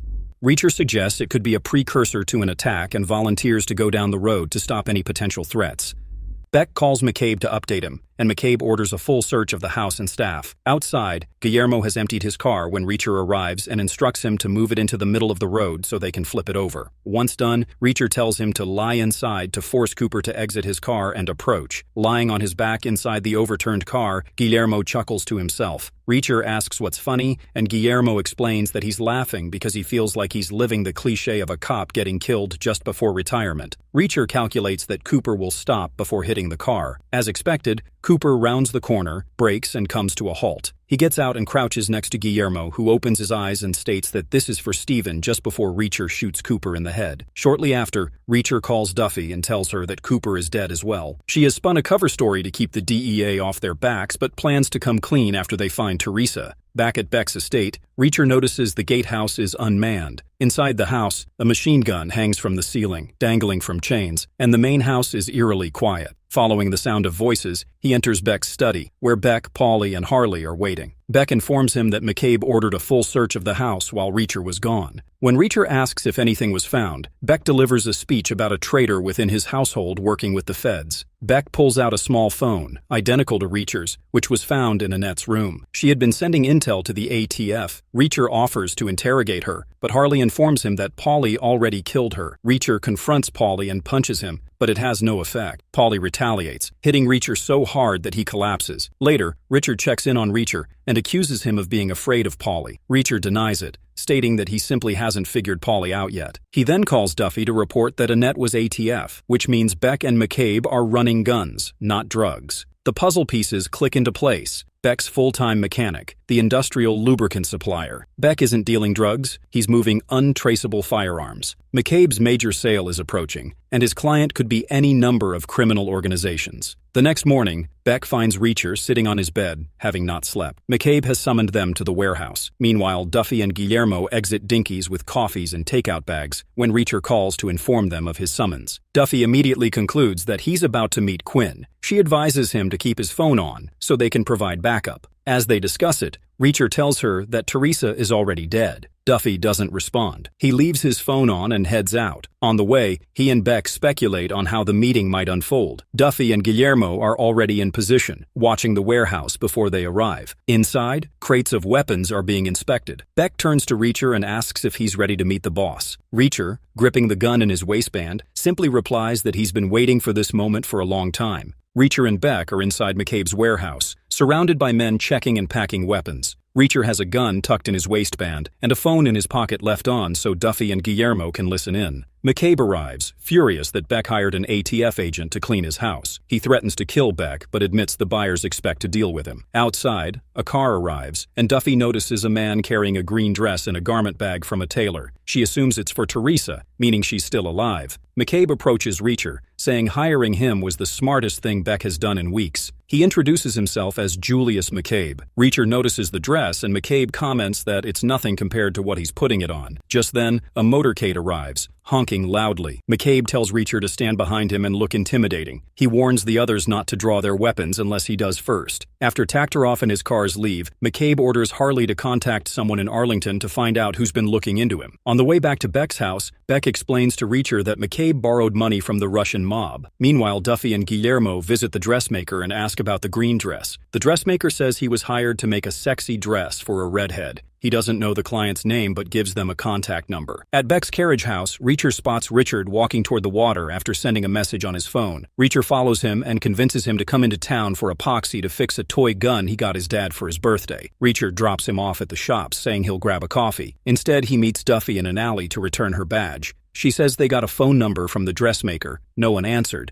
but Guillermo has a contact with the cell provider who can check the call logs. Reacher tells her about Taktaroff and McCabe's debt to the Russian mob. Duffy thanks him for not killing McCabe Quinn when he had the chance. When Reacher explains his reason, she kisses him. He kisses back, but she quickly pulls away, saying it won't happen again. Then Guillermo arrives, loudly saying he had to move the car. Reacher is surprised and warns Duffy to get Guillermo out now. She doesn't understand until Richard walks into the alley and recognizes Guillermo as the cop Reacher supposedly killed. On the way back to Beck's, Richard demands the truth. Reacher pulls over, yanks him out, and explains he was recruited to find Teresa and plans to kill McCabe. At Beck's house, Agnes brings in tuxedos for Richard and Reacher. Beck asks her to check Annette's old room for the RSVP guest list. As Reacher is about to leave, Beck accuses him of trying to be Richard's father. Reacher says he's just looking out for the kid. In Rock Creek, Virginia, McCabe's men capture Warrant Officer Powell. In Chicago, Neagley fends off 2 attackers by distracting them with a fake print job and using it to escape back to her office. They chase Neagley, shooting, but their bullets miss and shatter the glass wall instead. She grabs her gun and shoots one of them. Taking her phone and a fresh clip, she tracks the other guy to the kitchen. Meanwhile, McCabe's goons are beating Powell while McCabe watches over video chat. Seeing Powell won't talk, McCabe orders them to cut him open and let him bleed out. In Chicago, Neagley finds the second man sitting on the kitchen floor, wounded. He begs for a doctor, and she tells him if he gives up the name of who hired him, she might call someone. He confesses they were sent by Kostopoulos because she was investigating Angel Doll and Paulie. Neagley calls Reacher to tell him what happened, but realizing McCabe is hunting down everyone he worked with, he hangs up. She then calls an ambulance but informs the injured man it'll arrive too late. At the 110th investigators, Wade picks up Reacher's call. Learning Powell is missing,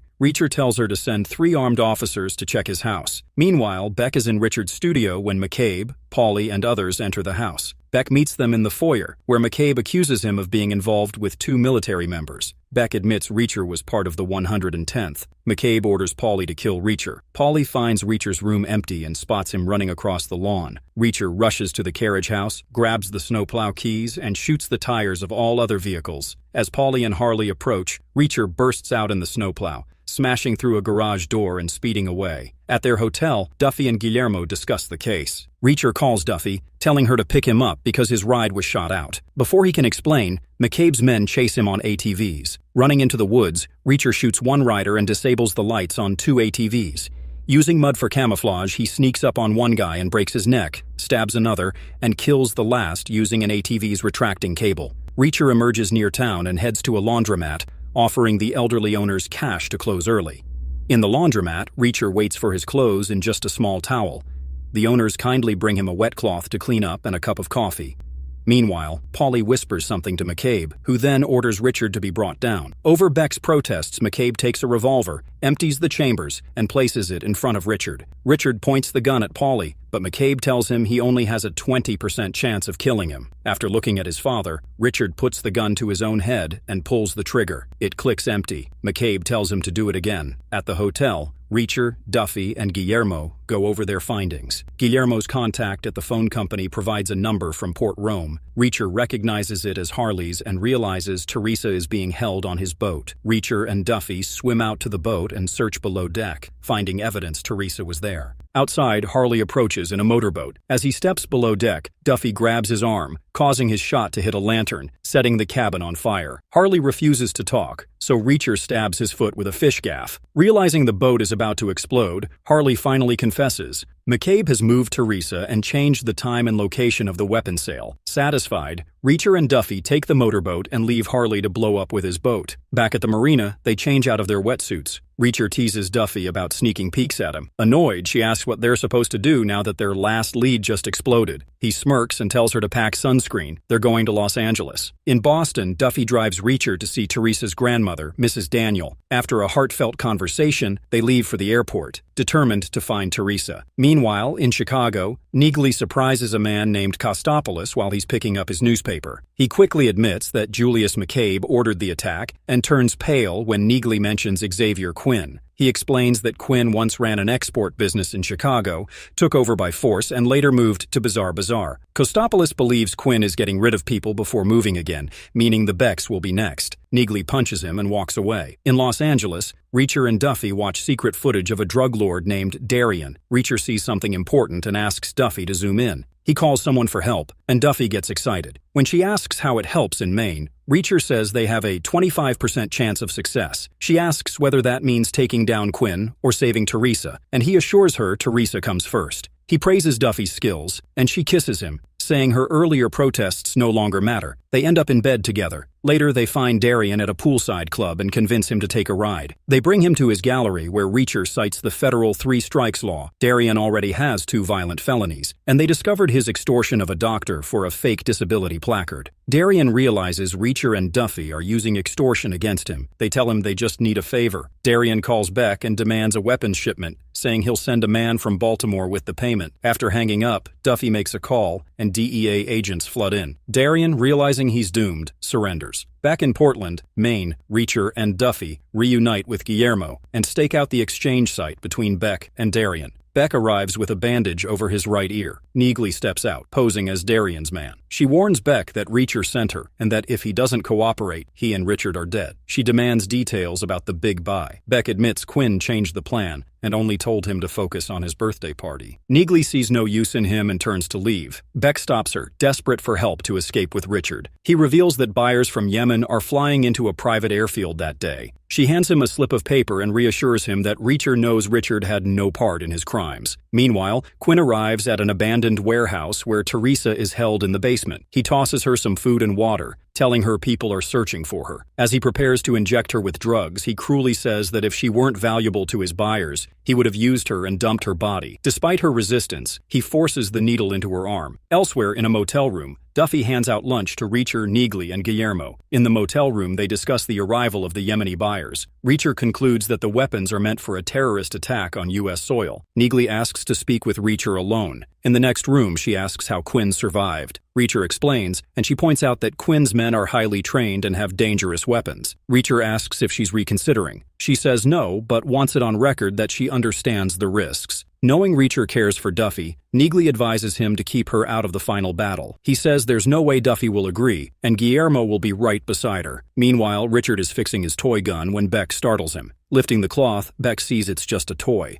Richard explains that the epoxy will take a day to set. Stunned, Beck recalls his own childhood and apologizes for his mistakes, promising to protect Richard from McCabe. They hug. At the airfield, Neagley watches the Yemenis exit their plane and enter cars. Reacher checks in by phone, and she confirms they are on the move. At Beck's office, McCabe drinks scotch at his desk as Beck enters. Beck reports that the storehouse is ready for the weapons sale. McCabe tells him to count inventory as the trucks are loaded. Beck asks where the trucks are headed. McCabe says the deal is at the salvage yard at 9 and demands Richard stay home until the deal is done. Meanwhile, Neagley tails the Yemenis to their accommodations and checks in with Reacher. Beck calls Reacher and confirms the buy is happening at 9 at the salvage yard. Duffy and Guillermo arrive and suggest involving the ATF because of the large number of weapons. Reacher refuses, knowing the ATF will try to prevent him from taking revenge on Quinn. Duffy insists. She's meeting with the ATF, and if Reacher doesn't like it, he shouldn't come. Frustrated, Reacher leaves to get coffee. At the ATF office, Supervisor Sears takes the intel and decides the ATF will send a team. Duffy argues that her confidential informant is in danger. Sears allows them to be in the surveillance van, but nothing more. Reacher suggests ATF should also arrest McCabe's men at Beck's party. Sears asks why Reacher is involved. Reacher explains his deal to take down Quinn. Sears orders Reacher to stay in the van. Reacher refuses and leaves. Back at the motel, Guillermo loads the car while Duffy and Reacher talk. Reacher says he wants his Rhonda moment, meaning personal justice. Duffy says her main goal is rescuing Teresa. At the storehouse, Beck tells the foreman to finish loading the trucks and that he'll meet them at the salvage yard. At the salvage yard, ATF agents take their positions as the trucks arrive. In the surveillance van, Reacher steps out, saying he needs air. Duffy finds him assembling a sniper rifle. They argue, but she gives up and returns to the van. Reacher sets up and calls Neagley, telling her to disappear once everything is over. When he sees a second vehicle approach, he tells her the buyers have arrived. But Neagley, still tailing them, says they're still on the move. Reacher realizes the deal is actually happening at Beck's house, and the salvage yard is a trap for Beck. Reacher realizes the salvage yard meeting is a trap, and quickly hangs up on Neagley to focus on what's happening. ATF agents wait for the supposed buyers while Beck stands in the open, confused by the delay. From his position above the yard, Reacher sees Quinn's men moving in from the edges. Using his sniper rifle, he shoots 2 before the others start firing on the ATF agents. Beck jumps into his car while Duffy and Guillermo grab bulletproof vests and drive the surveillance van into the fight. Reacher shoots 2 more before heading into the yard, killing one man with his pistol before headbutting another, taking his rifle, and shooting him. Duffy and Guillermo park the van and take cover behind it. Reacher shoots another enemy, and amid the chaos, Beck tries to escape. One of McCabe's warehouse men spots him, but Reacher shoots him. Beck, Reacher, Duffy, and Guillermo regroup and realize the real deal is happening at Beck's house. Beck tells Duffy that Teresa had already arrived there before the party. Just then, Reacher finds one of McCabe's men trying to text for backup, holds a gun to his head, and forces him to delete the message, dictating a false one instead. Meanwhile, at Beck's house, McCabe mingles at the party as the Yemeni buyers arrive. Outside, Neagley hides beyond the tree line and spots Paulie guarding the entrance. Reacher calls to report that everyone at the salvage yard is dead except him, Duffy, Guillermo, Beck, and McCabe's captured man. They plan to drive the truck straight into the compound. McCabe's man drives the first truck while Guillermo struggles to keep up in the second. At the party, McCabe welcomes the Yemenis and shows their boss, Nasser, a picture of an unconscious Teresa. Nasser says they'll enjoy the party first, then handle the deal. Outside, Paulie waves the trucks in. As they park, Paulie approaches, telling them to move the trucks to the other side of the carriage house. Duffy shouts for Reacher to have the driver agree, but it's too late. The driver is already dead. Reacher tells the others to find Teresa and Richard while he deals with Paulie. Beck leads the group through the basement to sneak inside. Reacher ambushes Paulie with a belt around his neck, and they fight. Duffy climbs through a basement window and lets the others in. Neagley changes into catering clothes. Beck tells Duffy Teresa is probably in the east wing, while Guillermo heads toward Richard's room. As Paulie and Reacher fight, Neagley blends into the party. On the third floor, one of McCabe's men spots Guillermo, and they fight. Paulie digs out and finds Reacher unconscious, grabbing a chain and pulling him toward the rafters. Reacher wakes, climbs the chain, and yanks the pulley loose. Outside, Paulie turns to see Reacher emerging with a garden rake. Guillermo knocks out his opponent using an electric shaver and a toilet tank lid. Meanwhile, Paulie and Reacher's fight spills onto the lawn, rolling down toward the water's edge. They fall into a riptide hole, where Reacher throat punches Paulie and leaves him sinking. Duffy searches the east wing for Teresa. Neagley finds Quinn at the party but loses track of him after a brief confrontation. Meanwhile, Reacher heads back toward the house, but Paulie, badly injured, follows. The chase continues until they reach the gatehouse where a suspended machine gun awaits. Paulie gains control of it, boasting that he is stronger. He pulls the trigger, but the gun backfires. As Paulie chokes on his own blood, Reacher tells him he was smarter. He had blocked the gun's barrel with a bullet from the belt. Meanwhile, Duffy finds Teresa, but she is so drugged she cannot stand. Downstairs, McCabe interrupts as Walid, the second in command of the Yemen buyers, insists they finish their business quickly. Soon, Duffy hears the footsteps. Nasser enters the room with his bodyguard and tells him to wait at the door. Inside, he sees only Teresa on the bed. Duffy waits until Nasser drops his pants before stepping out with her gun drawn. Meanwhile, Reacher, now in dry clothes, finds the weapons, arms himself with a shotgun, and cracks open the crates. Rusty brings Walid and another man to the building, but Reacher kills them both. Inside, Neagley and Duffy hear the gunshots. Nasser calls for his bodyguard, but Duffy shoots him in the crotch. When the bodyguard rushes in, she shoots him too, finishing Nasser off with a shot to the head. She helps Teresa stand and leads her out. Reacher crosses the lawn, enters the kitchen, and takes down two of McCabe's men. The Yemenis search for Walid, but McCabe intercepts them, shoots them, and takes the satchel of cash. Gunfire erupts between McCabe's men and the Yemen buyers, causing the guests to panic and run. Beck rushes to find Richard. Guillermo tells Richard to run, but Richard runs into McCabe, who grabs him and forces him into Beck's study. Beck arrives, holding the toy gun Richard had given him, and orders McCabe to let his son go. Thinking the gun is real, McCabe lowers his weapon, allowing Richard to move to Beck's side, but the toy gun falls apart in Beck's hands. McCabe realizes the trick and fires. Beck pushes Richard aside but is shot. Richard finds an automatic weapon and fires, scaring McCabe away. Richard kneels by his dying father as Neagley arrives and sees the stolen money. Meanwhile, Quinn McCabe runs down the hall. Reacher spots him but gets pinned down by a Yemen shooter. He takes him out, but Quinn escapes out the front door. Just as the Russians arrive, Tokhtarov steps out and demands his money. When McCabe does not have it, Tokhtarov orders his men to take him. Reacher interrupts, but Tokhtarov points out he's outnumbered. Then Guillermo, Duffy, and Neagley appear. Neagley offers to buy McCabe. When Tokhtarov threatens to take both McCabe and the cash, Neagley pulls the pin from a grenade, warning that if he doesn't deal, he'll get nothing. Tokhtarov accepts the money, leaving McCabe Quinn behind.